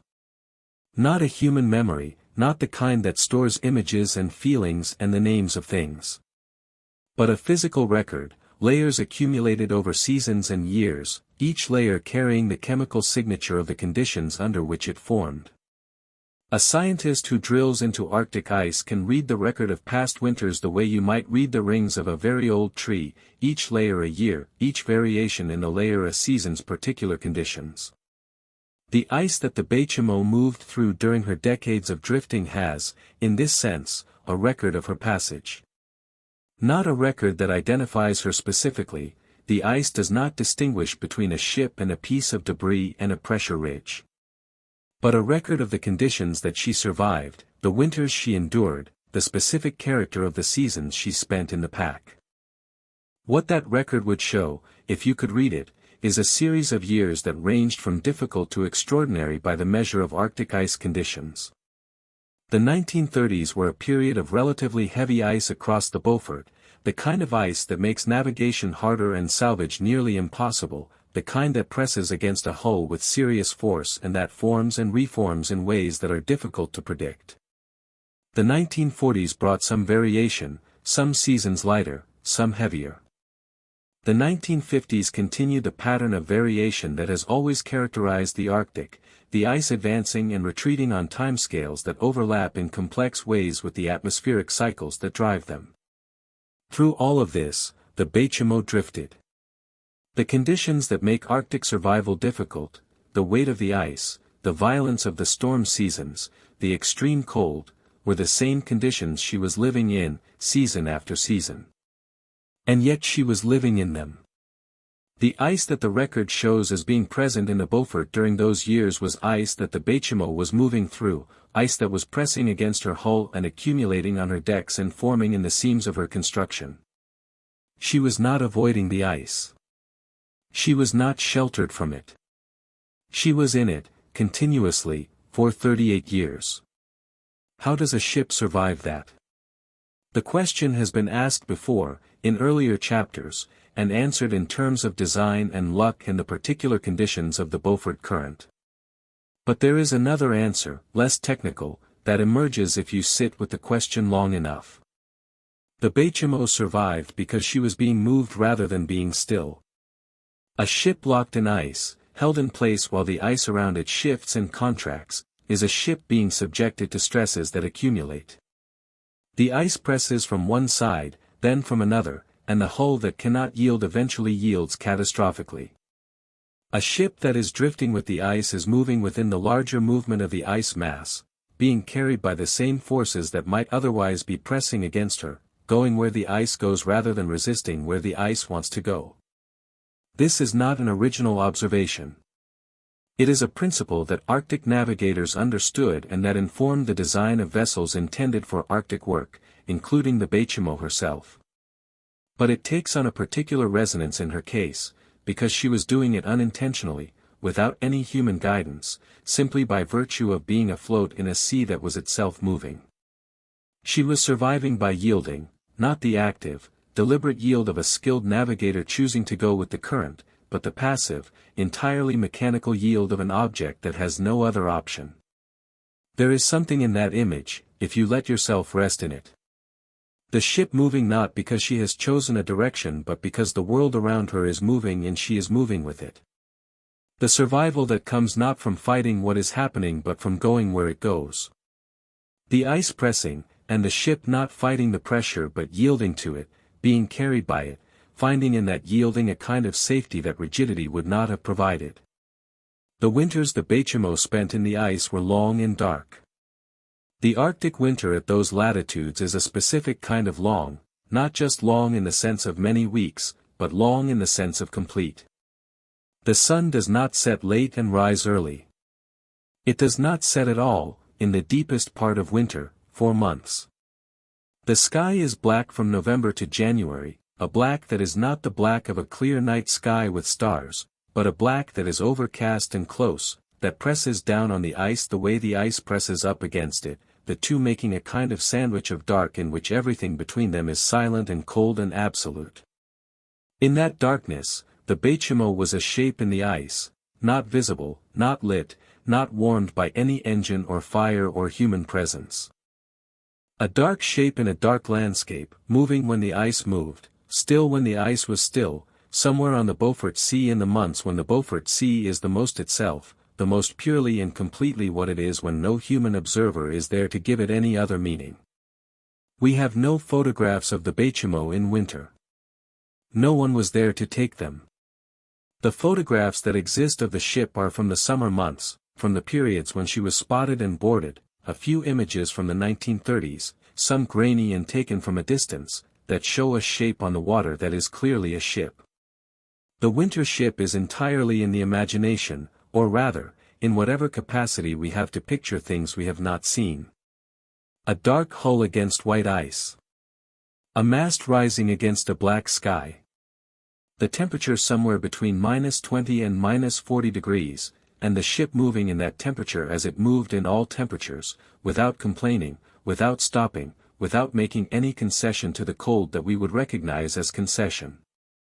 The records of the 1950s show the Baychimo being sighted with a frequency that suggests she was still in the general area of the Beaufort Sea and still following the patterns of the current there.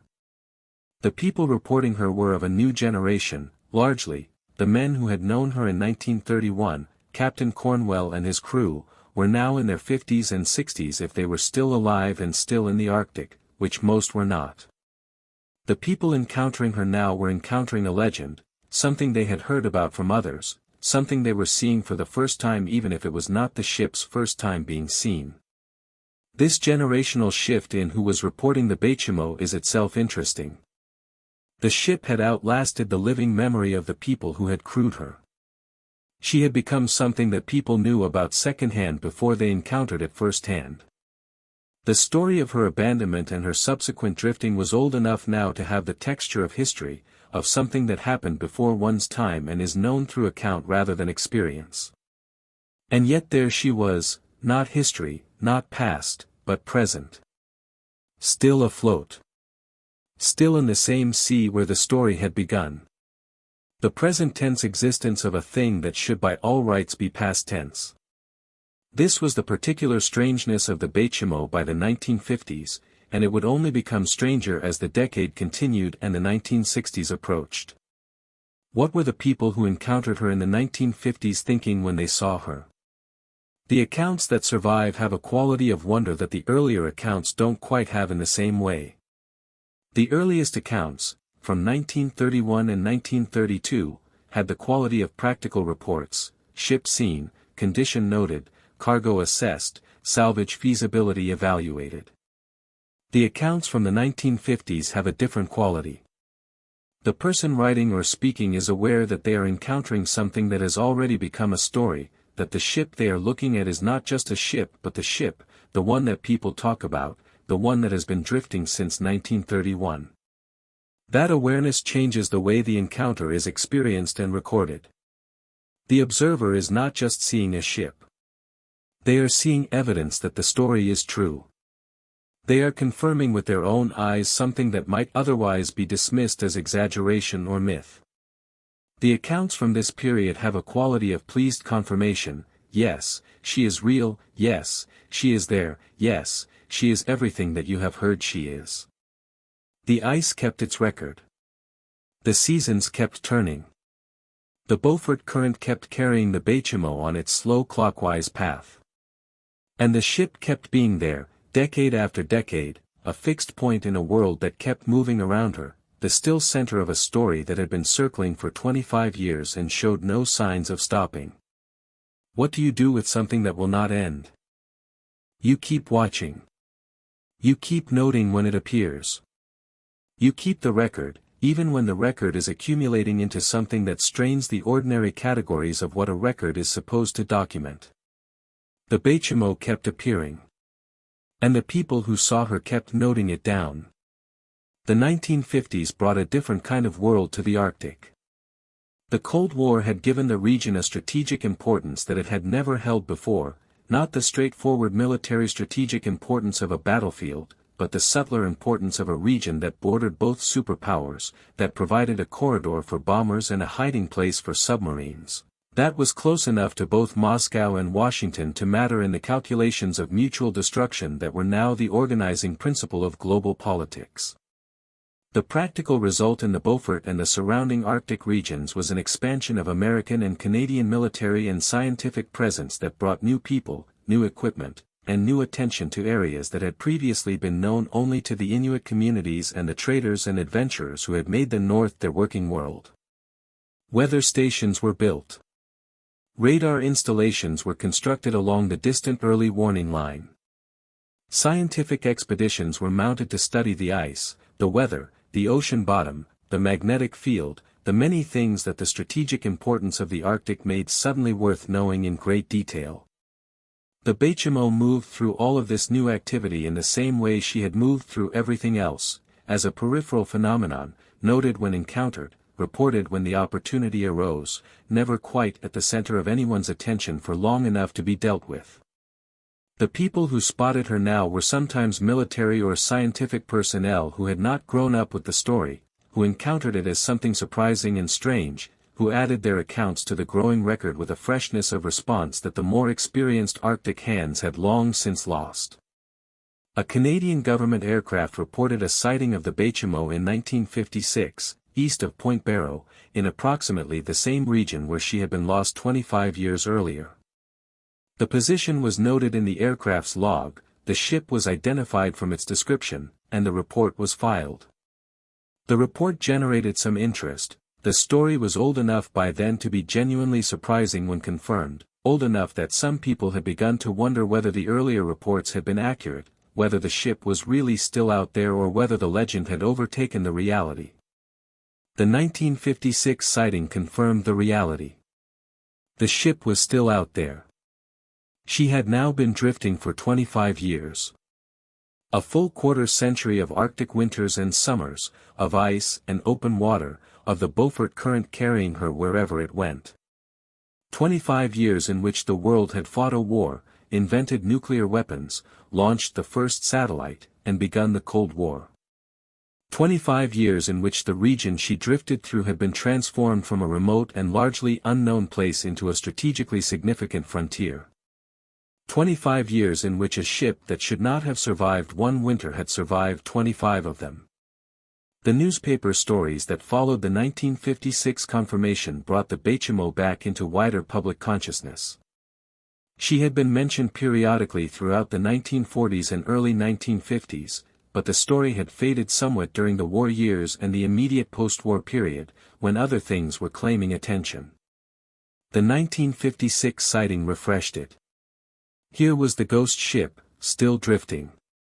Here was the mystery that had apparently been solved when the ship was officially declared lost in 1931, still unsolved, still offering new chapters. The accounts from this period begin to have a different emotional quality from the earlier ones. In the 1930s, the primary response to the Baychimo was practical: what can we salvage, what is her condition, can she be recovered? In the 1950s, the practical dimension was still present, but it was joined by something more reflective, something that the passage of 25 years made almost inevitable. People were beginning to ask not just what is her condition but what does she mean? What does it mean that she is still there? What do we do with a story that has been going on this long? The honest answer, which no one quite articulated in those terms but which was present in the tone of the accounts, was that the story had moved beyond the category of problem and into the category of phenomenon. A problem is something you can address, you can solve it or you can fail to solve it, but the category of problem carries with it the expectation of eventual resolution. A phenomenon is different. A phenomenon is something you observe, document, try to understand. The Baychimo had become a phenomenon. One of the more unusual accounts from the late 1950s involves a small group of kayakers, or rather, people traveling by small boat along the coast, who reportedly encountered the Baychimo at close range. The encounter was brief, because a small boat in the proximity of a much larger drifting vessel in anything but flat calm conditions is not a comfortable situation, and the conditions at the time of the encounter were not flat calm. But the people in the small boat came close enough to confirm what others had been reporting: the ship was still floating, still largely intact, still presenting the characteristic appearance of a large vessel that was in poor condition but not in final condition. The detail that stands out in their account is one that appears in several of the later sighting reports: the sound. Not the groaning of the hull that earlier observers had described, though that was presumably still present. But a different sound, harder to describe, that observers from various periods characterized in similar ways: a low, irregular creaking that was audible at considerable distance, that carried over the water in conditions where sound travels well. That was the ship's voice, the sound she made as she moved on the water and the water moved under her, the accumulated music of 3 decades of Arctic drifting. That sound, if it was real, if the accounts are reliable, would be the sound of a ship being alive in the most mechanical sense of the word. The movement of the steel under stress, the flexing of the hull as the waves passed under it, the particular song of an old vessel that has found its own rhythm with the sea around it. Not a ghost sound, not a supernatural thing, but the sound of an object made of materials that respond to force, doing what such materials do when they are subjected to the particular forces of the open sea. By 1960, the Baychimo had been drifting for 29 years. She was approaching 3 decades of existence in a state that should not have been possible. The people who had been born in 1931, the year of her abandonment, were now approaching 30. They had grown up their entire lives in a world that included the story of the ghost ship of the Beaufort Sea. The 1960s would bring the final confirmed sightings. But before we arrive at that ending, which is not quite an ending, because the Baychimo's end is not confirmed in the way that endings usually are, it is worth pausing in the late 1950s, in the accumulation of 28 years of drifting, and simply acknowledging what had happened. A ship had been abandoned in 1931 and had survived, uncrewed and unpowered, for nearly 30 years in one of the harshest marine environments on Earth. She had been seen hundreds of times. She had been boarded dozens of times. She had been the subject of salvage attempts, news articles, scientific curiosity, and the ongoing wonder of everyone who worked in the region and encountered her. She had outlasted the men who abandoned her, the company that owned her, the economic system that had built her, and the expectations of everyone who had ever evaluated her condition and concluded that she could not last much longer. She was still there. That was the fact. All other interpretations and narratives and attempts at meaning could be set aside, and the fact remained: the ship was still there. The fact asked nothing of you except acknowledgement. The ship was still there. In the quiet of your night, let that sit for a moment. A ship, on the water, alone. Still there. Still there. Stories have a way of growing as they travel. The Baychimo's story had been traveling for 3 decades by 1960, passing from person to person along the Arctic coast, moving through newspaper columns and radio programs and the word-of-mouth networks of the maritime world. And in its traveling, it had accumulated details and interpretations and emotional weight that the bare facts of the original story did not quite contain. The ship had become, in the popular telling, more mysterious than she was. Not the plain mystery of a vessel that had survived longer than expected, though that was genuinely mysterious enough, but a mystery with supernatural overtones, with suggestions of the uncanny, with the particular romance that the word ghost carries when it is attached to a ship. The ghost ship of the Beaufort Sea. The wandering hulk. The vessel that death forgot. These were not the language of the people who had actually encountered the Baychimo in the ice. Their language tended to be more practical, more grounded in the physical reality of what they had found, but they were the language of the wider story, the version that circulated in the world beyond the Arctic. This is not a criticism of the people who told the story in those terms. The human capacity for narrative, the need to find patterns and meanings in the things that happen, is not something to dismiss. The Baychimo was genuinely strange. Her survival was genuinely difficult to account for without reaching for language that went beyond the technical. The ghost metaphor was not dishonest. It captured something real about the experience of encountering a thing that should not exist and yet does, a thing that has outlasted its proper time and refused to acknowledge the fact. But the legend and the reality were beginning to diverge in ways that are worth noting, because the divergence would matter as the story moved toward its ending. The real Baychimo, by 1960, was a severely deteriorated vessel.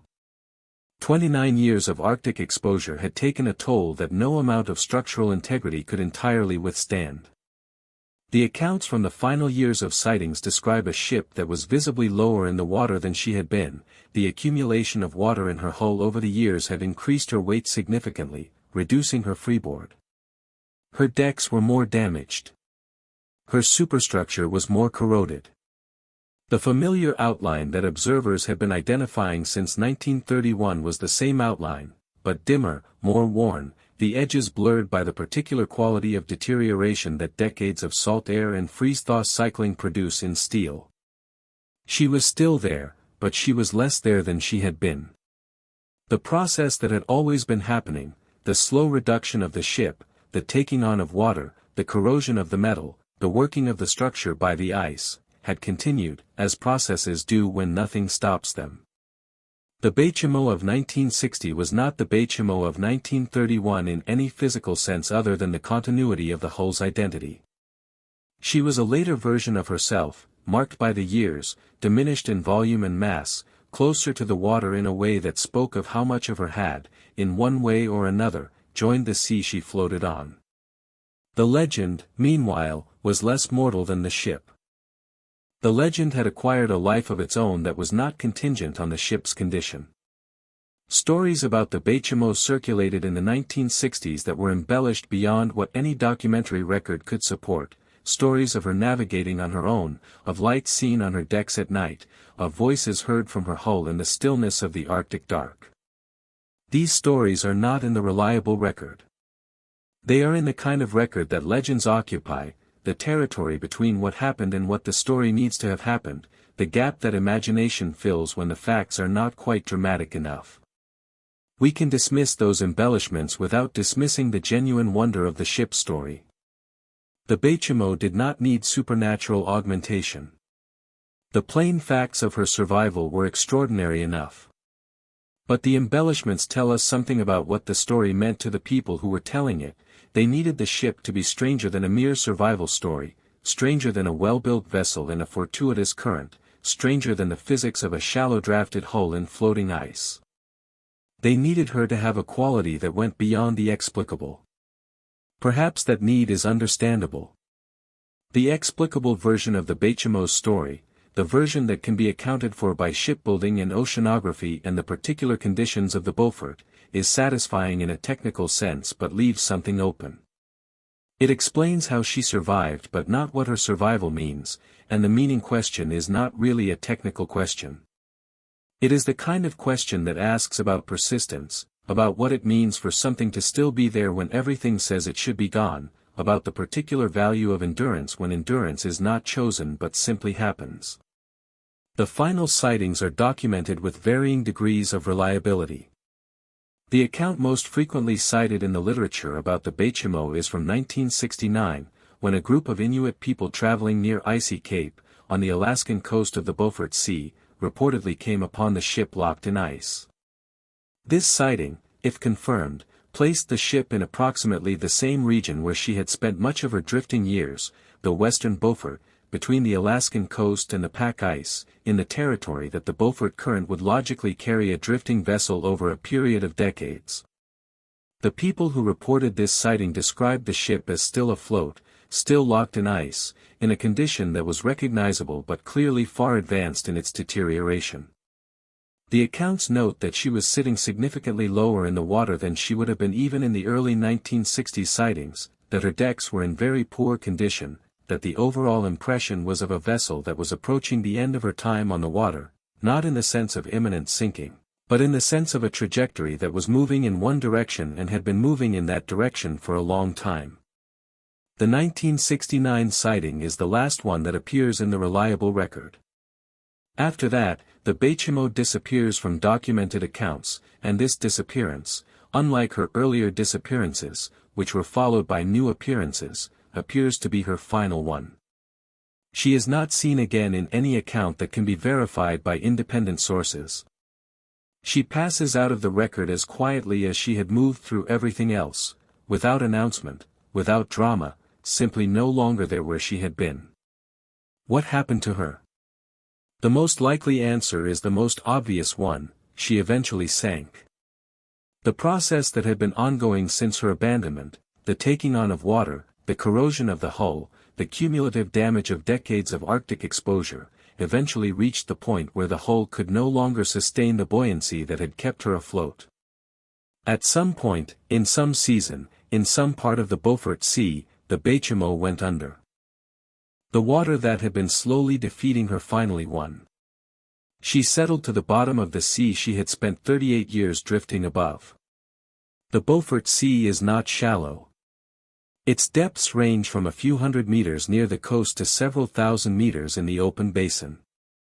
The Baychimo, if she sank in the deeper parts of the sea, would be lying at depths that make discovery and investigation extremely difficult with current technology. She might be found eventually. Sonar surveys of the Arctic bottom have been conducted for various scientific and strategic reasons, and the bottom of the Beaufort is increasingly studied. But she has not been found yet, and the bottom of the sea is large and dark and keeps its own counsel. There is something fitting about the uncertainty of her end. A ship whose entire post-abandonment life had been characterized by appearing and disappearing, by being present in unexpected places and absent in expected ones, by confounding every attempt to account for her, it would be strange if her final disappearance were definitive in a way that her earlier ones had not been. The uncertainty is part of her story. It is, perhaps, the final chapter of it. The Baychimo drifted for 38 years. From 1931 to 1969, she was sighted dozens of times, boarded at least a dozen times, the subject of salvage attempts, scientific curiosity, news coverage, and the sustained wonder of everyone who encountered her. She survived the abandonment that should have ended her, and the winters that should have ended her, and the salvage attempts that should have recovered her, and the legend that should have overwhelmed her with its own accumulated weight. She was just a ship. She was just a ship that kept being on the water. What happened to her after 1969 is not known. What happened to her is the Beaufort Sea, and the bottom of the Beaufort Sea, and the quiet of those depths where nothing moves fast and nothing is argued and the cold is absolute and complete and entirely without malice. The sea keeps things. Not the way we keep things, not in boxes, not in archives, not in the careful arrangement of objects that preserves their original context and allows them to be found and understood later. The sea keeps things in its own way, which is the way of pressure and darkness and cold, the way of transformation rather than preservation, the way of making things part of itself over time until the original thing is more memory than object, more trace than presence. The Beaufort Sea, specifically, keeps things at depth. The cold of the deep Beaufort, temperatures that hover just above the freezing point of seawater for years, for centuries, for time spans that dwarf anything a human being can meaningfully imagine, is not the kind of cold that preserves in the way that permafrost preserves. It is the cold of pressure and darkness, and what it keeps in a way that is more like absorption than like storage. The Baychimo, if she is on the bottom of the Beaufort Sea, is being kept in this way. The steel of her hull is undergoing the slow chemical transformation that steel undergoes in seawater, the iron returning to the iron oxide from which it was originally smelted, the process that begins the moment steel is placed in contact with salt water and continues indefinitely, at rates determined by temperature and depth and the particular chemistry of the water. She is becoming, gradually, part of the seafloor. Part of the sedimentation that accumulates on the bottom of the Beaufort over time, the slow rain of particles that is the bottom of the ocean's constant way of making more of itself. This is not a sad thing, or not only a sad thing. It is a thing that is true of everything the sea takes. The ships that sank in the storms of every era, the creatures that died and settled to the bottom, the particles of atmospheric dust and marine snow that fall continuously through the water column, all of it is absorbed, all of it becomes part of the seafloor, all of it participates in the geological conversation that the Earth's surface is always having with itself. The Baychimo, in joining that conversation, is participating in something older and larger than anything human beings build ships for. But before we let her go entirely to the bottom, it is worth pausing on what she left behind above the surface. Not in a physical sense, she left no physical trace in the Beaufort beyond whatever fragments might mark her resting place on the seafloor. But in the sense of what she contributed to the record of human experience of the Arctic, to the understanding of what ships can withstand, to the particular quality of wonder that her story generated and has continued to generate since her last confirmed sighting. The Baychimo's story has been told and retold in the decades since 1969 in ways that have expanded its audience well beyond the people of the Arctic coast who were its original witnesses. It has appeared in books about maritime mysteries, in collections of ghost ship stories, in articles about the history of the Hudson's Bay Company's Arctic operations, in accounts of the fur trade and its logistics, in discussions of Arctic survival and Arctic weather.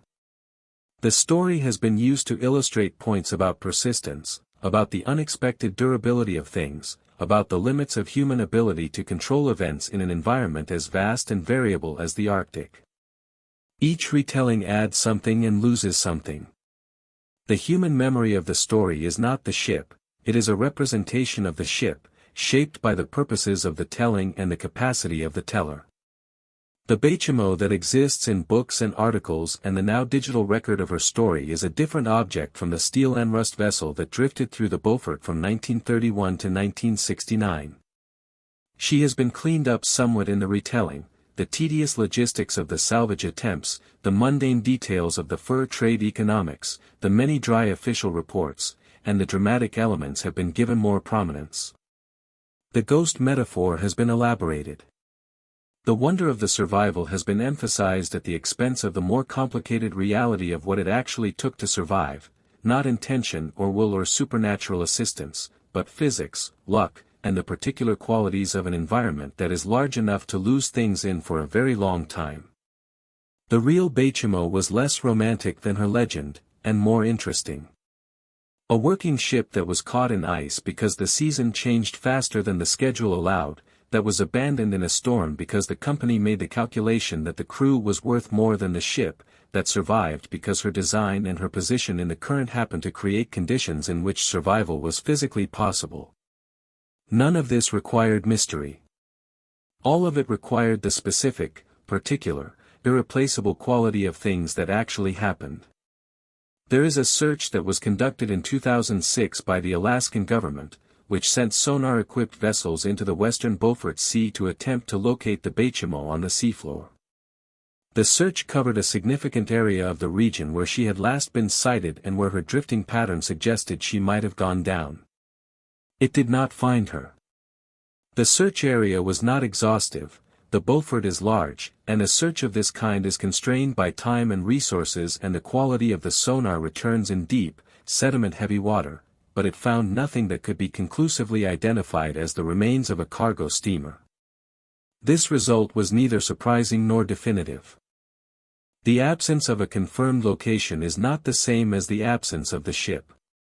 The Baychimo is somewhere on the bottom of the Beaufort Sea, or she is not. The uncertainty here is epistemic rather than physical.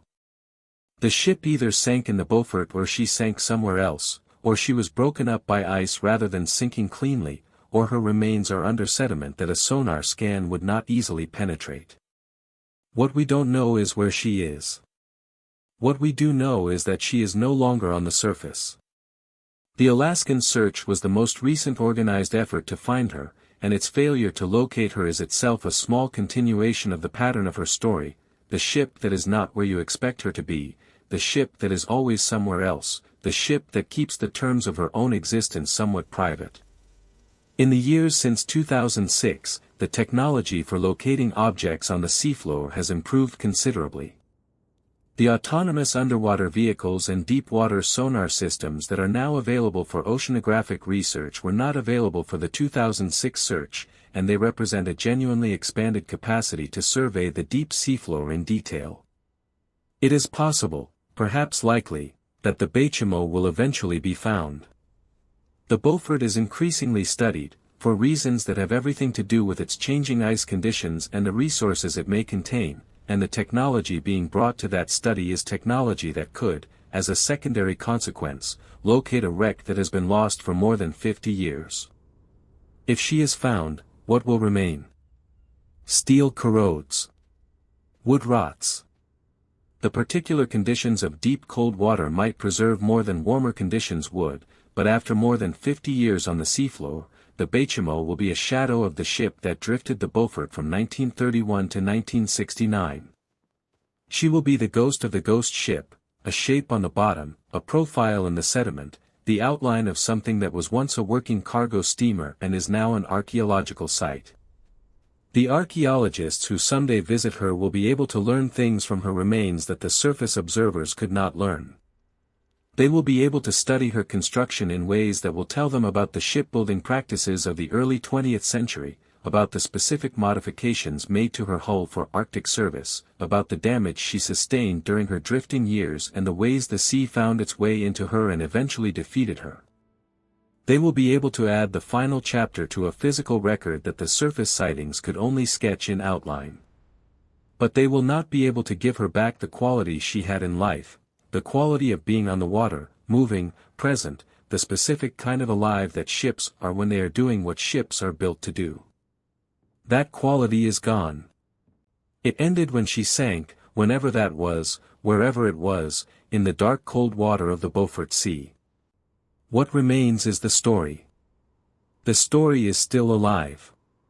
It is alive in the accounts that survive from the people who boarded her and the people who sighted her and the people who tried and failed to recover her. It is alive in the name, Baychimo, which has accumulated enough weight over the decades to carry its own meaning, to be recognized by people who know nothing about the Hudson's Bay Company or the Arctic fur trade or the specific conditions of the Beaufort Sea in October 1931. The name is a shorthand now for a particular kind of story, a story about persistence, about the unexpected survivability of abandoned things, about the gaps between what we plan and what happens. She was just a ship. She was just the story of a ship. And in the quiet of the Beaufort Sea, somewhere under the ice and the water and the weight of all those accumulated years, she is still being kept. 1969 was a year of extraordinary events in the world above the Arctic. It was the year a human being first stood on the surface of the moon, looking back at a blue and white world from a distance of 250,000 miles. It was a year of social upheaval and cultural transformation, a year in which many of the certainties that had organized the post-war world were being challenged and renegotiated. It was, in short, a year in which the world was looking outward and upward, focused on the future, on what was coming next, on what was possible. In the western Beaufort Sea, in that same year, a group of Inuit people came across a ship.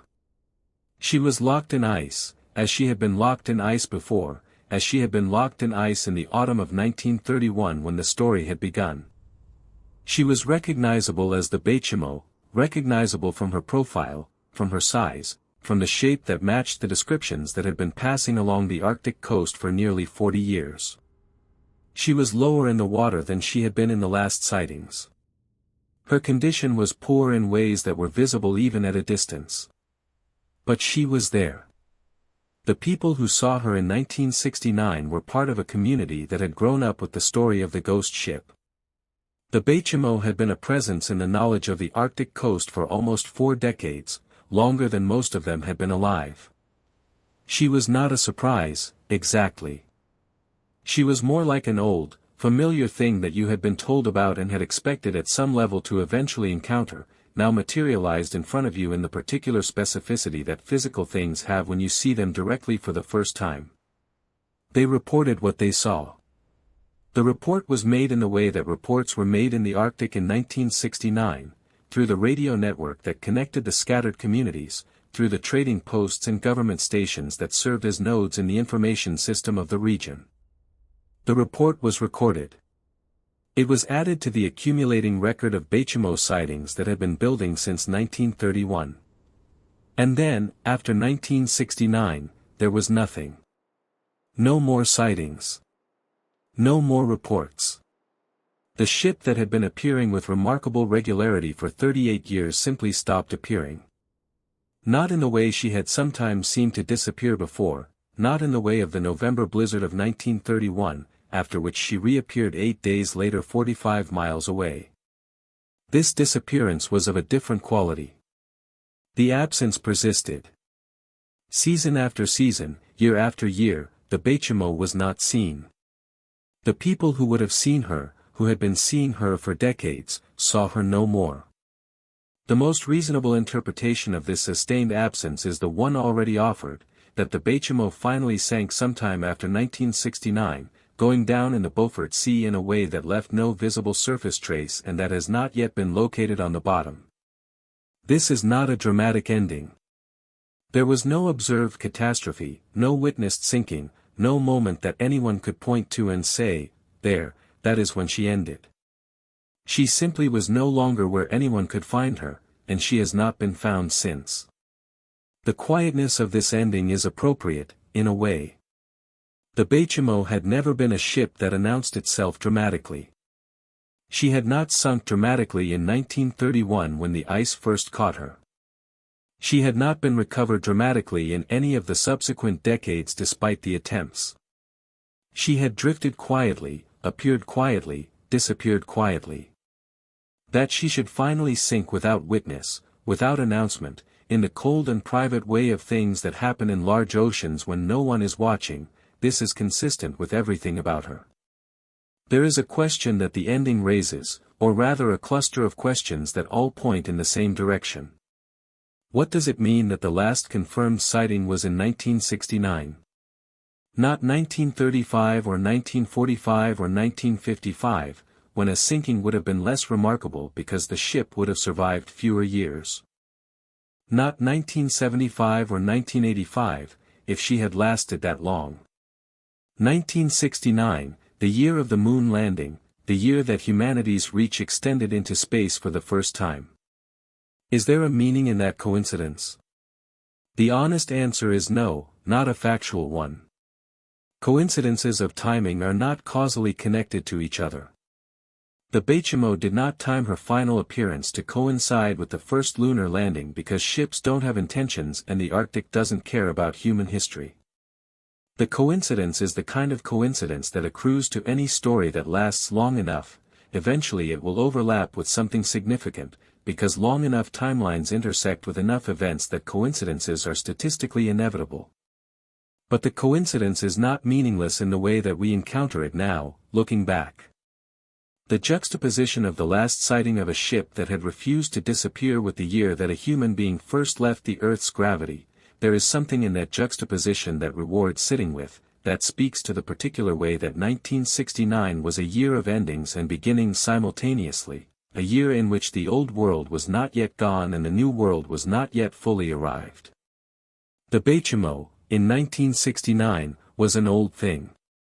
She was a relic of the Arctic fur trade, of the Hudson's Bay Company's operations in the 1920s and 1930s, of a world organized around the harvesting of animal pelts for sale in the markets of Europe and North America.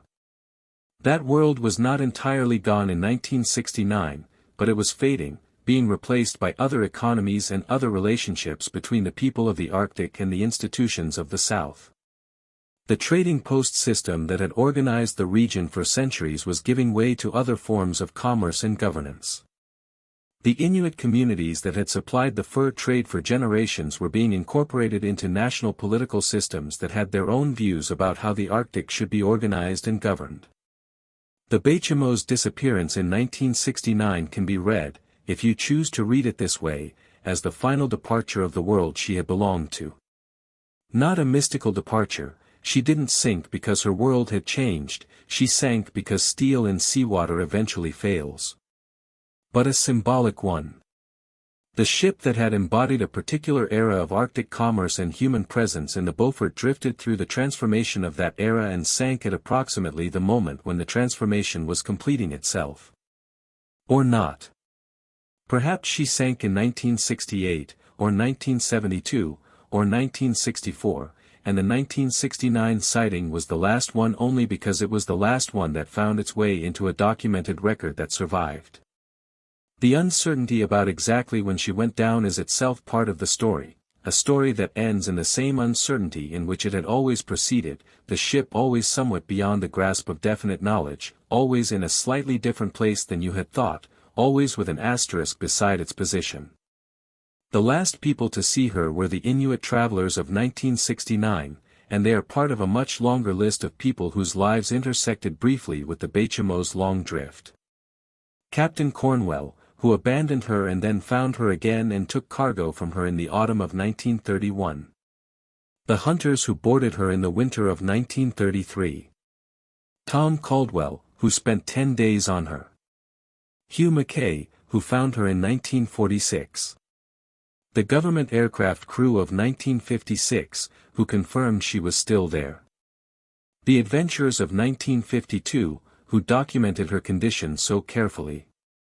And dozens more, whose names are not preserved in the record but who were there, who stood on her decks or saw her from the water or heard about her from someone who had. They are all, now, as lost as the ship. Most of them are dead. The world they inhabited, the Arctic of the 1930s, 1940s, 1950s, 1960s, is gone in the ways that worlds go, replaced by something continuous but different. The trading posts are mostly gone or transformed into something different. The fur trade has changed beyond recognition. The Beaufort Sea itself is changing, the ice cover declining in a way that the people of those earlier decades would not have been able to imagine. What they left behind is the record. The logbooks and the company files and the personal accounts and the newspaper articles and the oral histories passed down through the communities of the coast. The accumulated documentary trace of a ship that would not end, and the people who kept encountering it, and the various attempts to understand what it meant. That record is what we have. It is enough. In that record, the Baychimo is still there, still on the water, still drifting, still appearing on the horizon in the quiet way she had of appearing. The record does not know she has sunk. The record has no final chapter, only the last entry, which describes her afloat and recognizable in the ice of the western Beaufort in 1969, and after that the white space that means the record has nothing more to say. The white space is not nothing. It is the absence of a thing that was present for a long time. It is the shape of what was there. The sea is full of ships that don't come back. This is a fact so old and so continuous that it has become one of the organizing realities of human civilization, the awareness that things sent onto the water sometimes don't return, that the sea accepts what is given to it without giving it back, that every departure carries within it the possibility of permanent absence.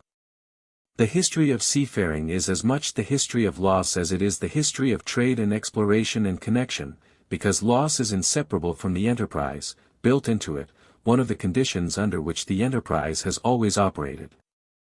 The Baychimo belongs to this history of maritime loss, but she occupies an unusual position within it. She is not simply a ship that didn't come back. She came back, repeatedly, improbably, in ways that the category of maritime loss has no standard provision for.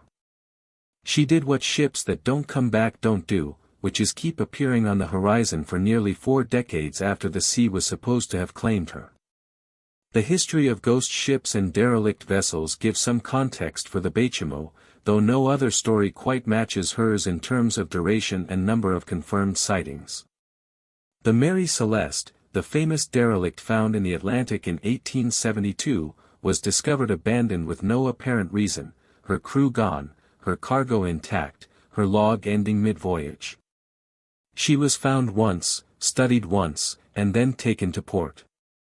She was not sighted again and again over decades. She is a mystery about what happened, the Baychimo is a mystery about what continued to happen. The Flying Dutchman, that most famous of nautical legends, is a vessel that appears in the literary and oral tradition as a ship condemned to sail forever, never reaching port, crewed by the damned. It is a story of supernatural punishment, of eternity as torment, of the sea as a kind of hell for those who have committed certain sins. The Baychimo bears a surface resemblance to this legend, a ship that keeps appearing, that can be seen but not reached, that exists in a state of perpetual voyage without crew or cargo or destination. But the Baychimo is not supernatural, and whatever her story is, it is not a story of torment.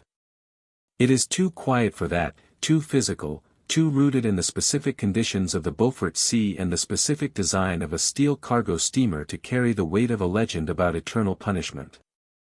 The derelict ships that have drifted the world's oceans are a real phenomenon, documented in maritime records going back centuries. Wooden sailing ships, if their hulls were sound and their cargo was not too heavy, could drift for years. The currents of the Atlantic and Pacific carried various vessels over remarkable distances before they sank or were found and brought to port.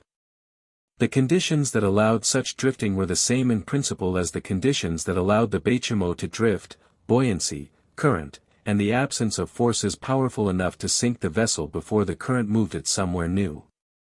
What distinguishes the Baychimo is not so much the fact of her drifting as the conditions she drifted in. The Arctic is not the Atlantic. The forces at work in the Beaufort Sea, the ice, the cold, the violent weather of the Arctic winter, are more severe than anything a derelict wooden ship in the North Atlantic would face. The expectation was always that the Baychimo's drifting would be short, not because derelicts don't drift but because the Arctic doesn't allow them to drift for long. And yet she did drift for long. She drifted for 38 years. The closest parallel in the documentary record might be some of the icebergs that have been tracked through the decades of Arctic observation, massive pieces of ice that calve from glaciers and drift for years, sometimes crossing from the North Atlantic to tropical waters before they finally melt. Icebergs are, of course, not ships. They are ice, not steel, and they survive because ice in cold water is not being dissolved the way steel in cold water is being corroded. But the phenomenon of a large object following the ocean's currents over long distances and long time spans is not without precedent. The Baychimo was, in some ways, behaving like a very heavy and very irregular iceberg, going where the current went, surviving what the conditions allowed her to survive, being seen periodically by people who happened to be in the right part of the sea at the right time. The sea keeps no record of the ships it has taken. This is one of the fundamental asymmetries of maritime history. We know a great deal about the departures and very little about the endings, because the endings happen at sea and the sea does not file reports. The ships that go down in storms, in ice, in the simple accumulation of structural failure over time, they go down without announcement, in waters that may or may not be traveled, and the record we have of them is the record of the last sighting, the last radio contact, the last log entry, after which there is silence. The Beaufort Sea has taken many ships. The Arctic more broadly has taken more than the Beaufort alone. The history of Arctic exploration is extensively a history of ships that were caught in ice and did not get out, of vessels that were crushed or stuck fast and had to be abandoned, of crews that were stranded and sometimes rescued and sometimes not. The names of some of these ships are famous: the Erebus and the Terror, the vessels of the Franklin expedition that vanished in 1845 and were not located until 2014 and 2016 respectively, found on the bottom of the Arctic seas by underwater technology that Franklin could not have imagined. The Victory, the ships of the Nares expedition, the multiple vessels of the various attempts to find and rescue Franklin's crew. The Arctic has an extended and ongoing relationship with the ships that have entered it. Against this history of Arctic maritime loss, the Baychimo stands as something almost perverse, a ship that refused to join the category it clearly belonged in, that kept declining to sink while everything around it suggested that sinking was the appropriate outcome. She is the exception that proves the rule by demonstrating exactly how unusual the exception is. Most ships that are caught in Arctic ice do not survive for 38 years of uncrewed drifting. The Baychimo did. This tells us something about the specific conditions of the Beaufort Current, something about the specific design of the ship, and something about the specific sequence of events that placed her in the current in the way she was placed. But it does not tell us that ships in general can do what the Baychimo did. It tells us that this ship, in these conditions, managed to do something that ships in general cannot. The Baychimo's story, in the larger context of the sea's relationship with ships, is a story about the gaps between the rule and the exception, between what is expected and what happens, between the statistical likelihood and the specific case. Statistics tell you what happens on average. They don't tell you about the Baychimo. The Baychimo is what happens when the average doesn't apply, when the specific combination of factors that should produce a predictable outcome instead produces something that no one predicted and that the categories available don't quite fit. There is something worth sitting within that. We move through life with categories and expectations, with the accumulated knowledge of what usually happens when certain conditions are met. The steel hull catches in ice, and the steel hull eventually yields to the ice. This is what usually happens, this is what the record of Arctic maritime history shows. And then the Baychimo doesn't yield. She drifts.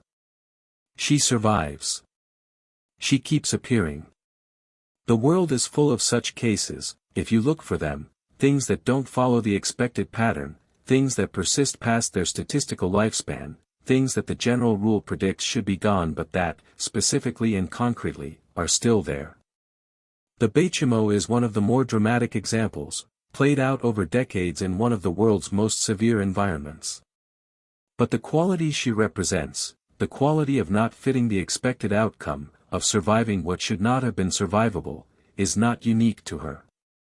It is the quality of everything that is more specific than the rule that describes it.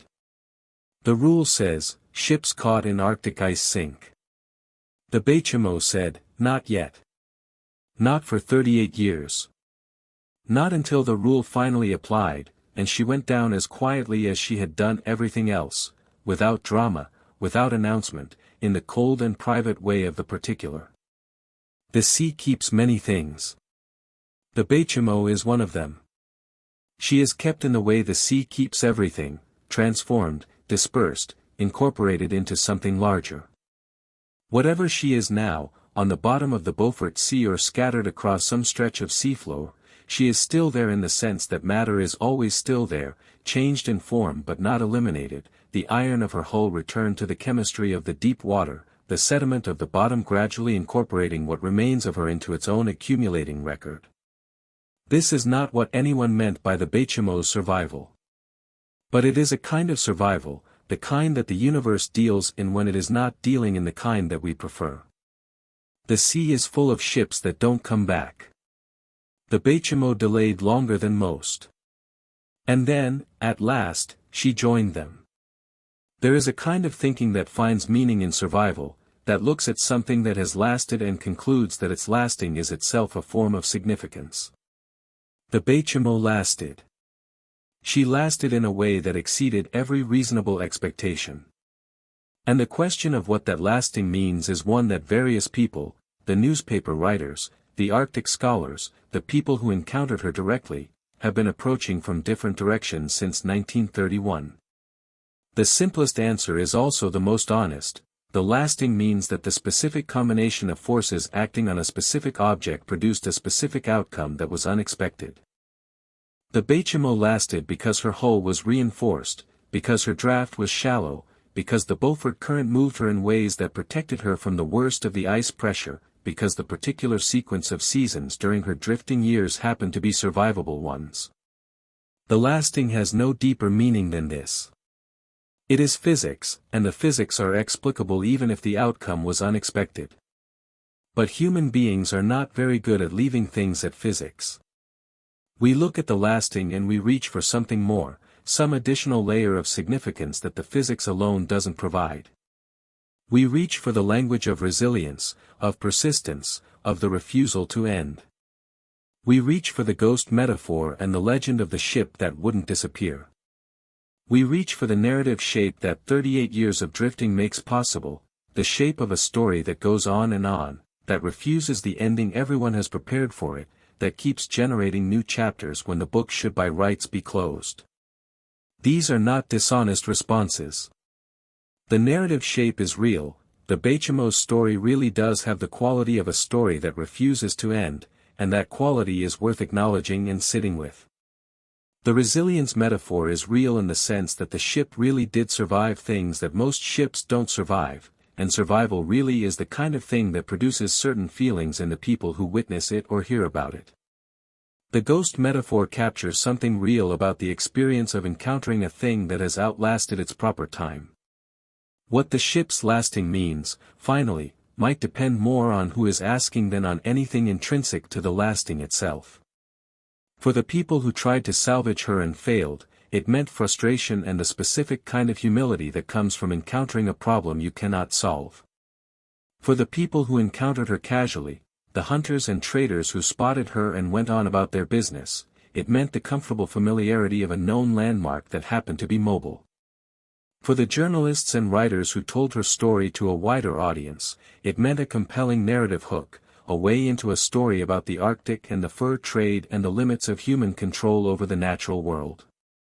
For the readers of those stories, it meant wonder, the simple, clean wonder of something that defied the expected, that exceeded the reasonable, that was still there when it should have been long gone. For you, listening now, in the quiet of whatever night this is, it might mean something else again. Something personal, something shaped by what you have been thinking about lately, by the particular accumulation of your own days, by whatever it is that brings you to stories like this one in the hours when sleep is not quite here but not quite absent either. The story of the Baychimo is available to carry whatever weight you are carrying to it. That is one of the things that stories that last tend to be good at, they remain available, they hold their shape, they can be picked up again by different people in different circumstances and found to contain something useful or beautiful or simply worth attending to. The Beaufort Sea is changing. This is worth noting as we come toward the end of the story, because it is relevant in ways that go beyond the merely atmospheric. The Arctic is warming faster than any other region on Earth, and the Beaufort Sea is warming with it.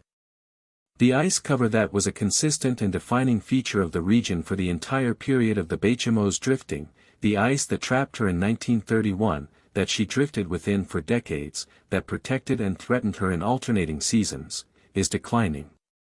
The summer ice extent in the Beaufort is less than it was in the 1930s, less even than it was in the 1960s when the Baychimo was last seen. The winter ice is thinner. The patterns that governed Arctic navigation and Arctic commerce and Arctic life for the centuries of the fur trade are shifting in ways that are dramatic on a human timescale. A ship like the Baychimo, if she were caught in the ice of the contemporary Beaufort Sea, would experience a different environment than the one she drifted through for 38 years. Not necessarily easier, the Arctic is not becoming docile, and the new patterns of ice and weather are in some ways more unpredictable than the old ones. But different. The specific combination of conditions that produced the Baychimo's survival was a product of the Beaufort Sea as it was in the mid-20th century, and that sea is not quite the same sea anymore. This makes the Baychimo's story, in addition to everything else it is, a record of a particular environment at a particular moment in its history. The accounts of her drifting are, incidentally and without any of the observers intending this, documents of the Beaufort Sea in the 1930s, 1940s, 1950s, and 1960s, records of ice conditions and current patterns and weather events that are now being studied by scientists who want to understand the baseline from which the Arctic has departed. The Baychimo's story contains, embedded in its records of sightings and salvage attempts and condition assessments, a kind of accidental environmental record of a sea that no longer quite exists. The search for her on the seafloor, if it continues and if it succeeds, will also be a kind of environmental record. The position where she finally sank will tell scientists something about the current patterns and ice conditions of the late 1960s Beaufort, about the particular path the current took in the years when she was last moving.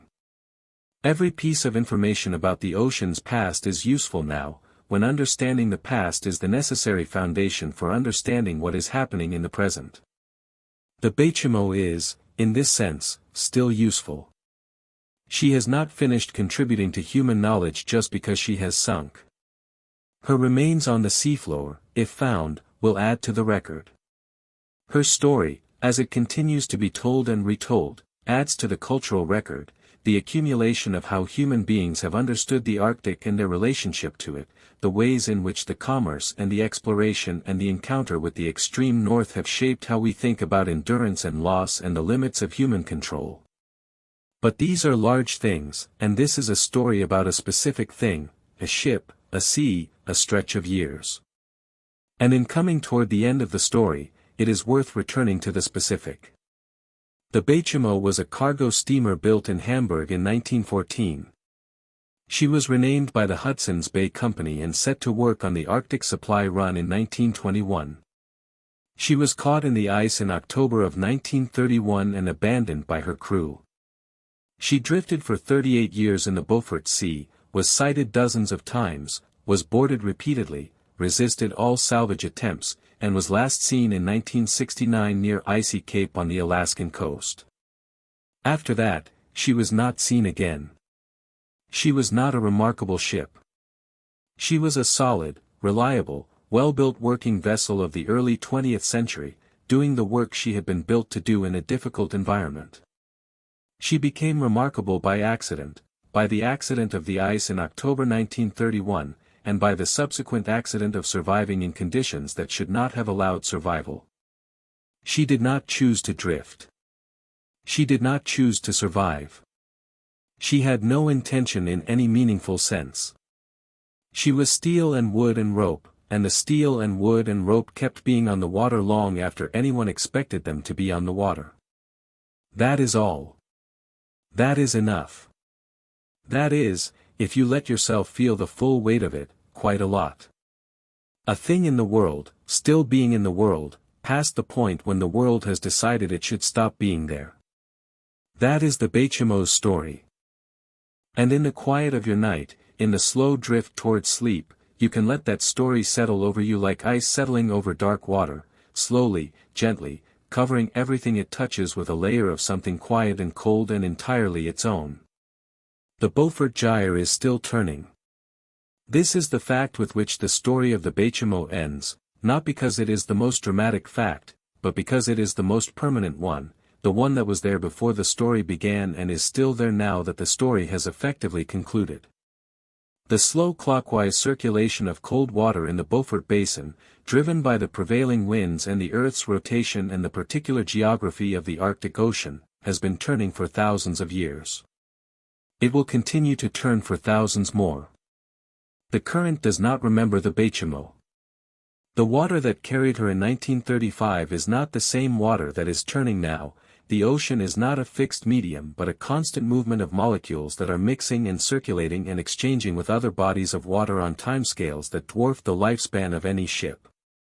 The water molecules that were in contact with the Baychimo's hull during her drifting years have dispersed into the larger ocean long since, have been taken up into the atmosphere and fallen as rain and been incorporated into rivers and soils and living things and returned to the sea in ways that cycle endlessly through the Earth's systems.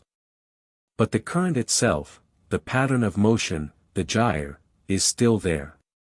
It is the same current that carried the Baychimo, the same pattern that moved her in her slow circles through the decades of her drifting.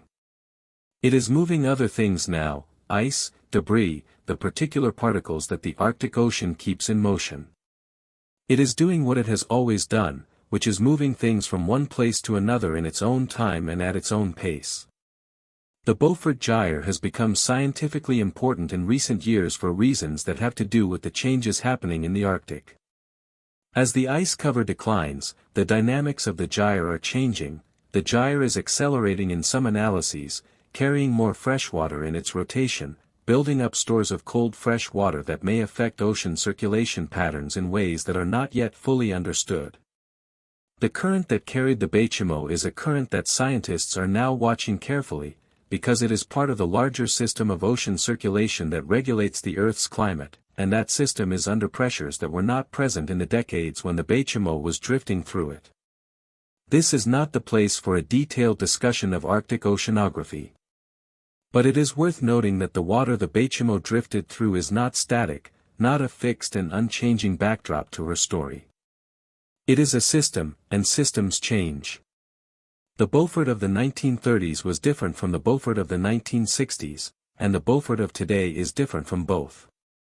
The ship drifted through a specific moment in the history of a changing system, and the record of her drifting is also, incidentally, a record of that system at that moment. You are somewhere now that has its own climate, its own currents of air and water, its own way of moving through the seasons. You are in a room, or a bed, or somewhere else where the night has found you and you are letting yourself be found by it.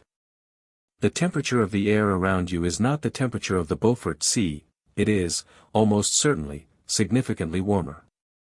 The sounds around you are not the sounds of ice and wind and the distant groan of a steel hull under the pressure of the pack. They are the sounds of your place, your night, the particular quiet or not quite quiet of wherever you are. The Baychimo's story has been traveling toward this moment, toward you, in your place, on your particular night. That is what stories do. They move from the place and time where they happen to the places and times where they are heard, carrying something of the original situation with them, changed by the traveling but not entirely transformed, still carrying the shape of the thing they describe even when the thing itself is gone. The ship is gone. The people who abandoned her are gone. The people who found her and boarded her and tried to save her are mostly gone. The world they inhabited, the Arctic for trade, the Hudson's Bay Company supply routes, the particular way of life that made the Beaufort Sea a working place rather than a remote frontier, that world is transformed beyond easy recognition. The Baychimo belongs to that world, is specific to that world, cannot be fully understood outside of it. And yet here the story is, in your night.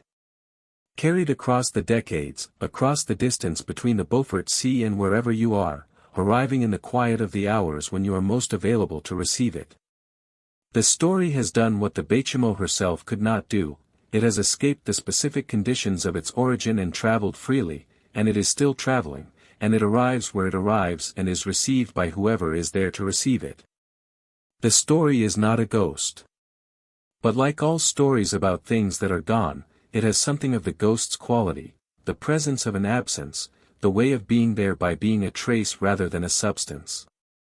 The Baychimo is present in this story in the way that anything can be present when it is no longer in the world, as a shape, as a set of qualities, as the accumulated record of how people encountered it and what they made of it and what it did to them to encounter something so stubbornly, persistently, inexplicably still there. You are almost at sleep now, or you are moving toward it in the particular way of moving toward things that cannot be reached directly. Sleep is like that. The more deliberately you pursue it, the more it recedes. But when you stop pursuing it, when you let the story take you and the story take you where it goes, it comes the way the current comes, not dramatically, not with announcement, but as a change in the quality of motion, a shift in what is carrying you and where. The Beaufort current is cold. It is slow. It moves in a circle that has been turning for longer than any record can account for. It carries whatever floats on it to wherever it goes, without preference, without plan, without any of the intentions that human beings bring to their voyages. The Baychimo floated on that current for 38 years. She went where it went.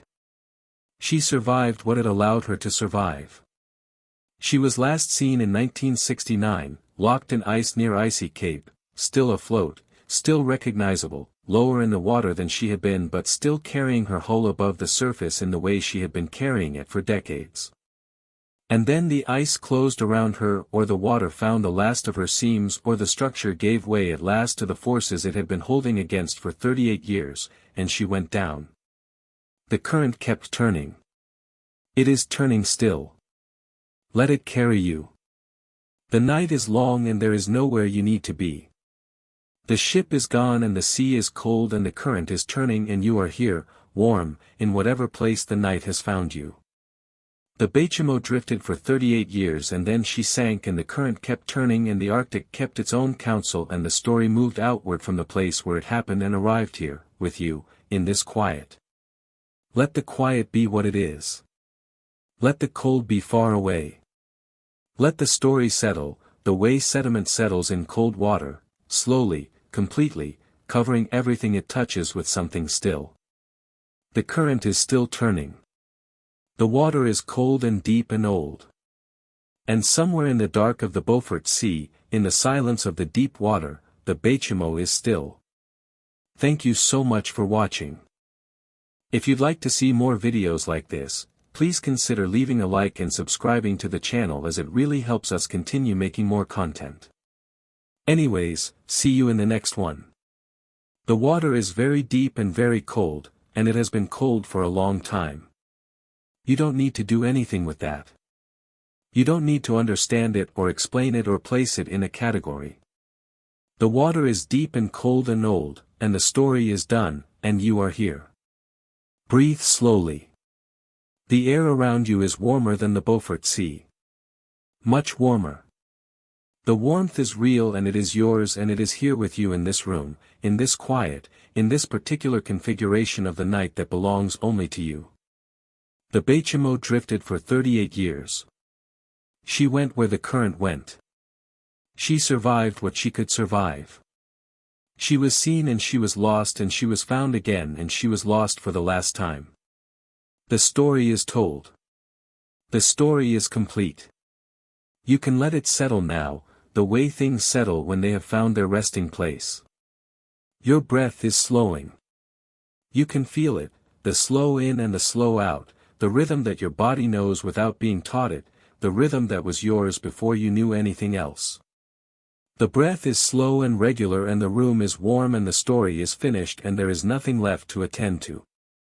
The ice on the Beaufort Sea forms at the edges first. It forms quietly, without drama, the water surface becoming slightly viscous, then slightly translucent, then fully opaque. The transition is gradual.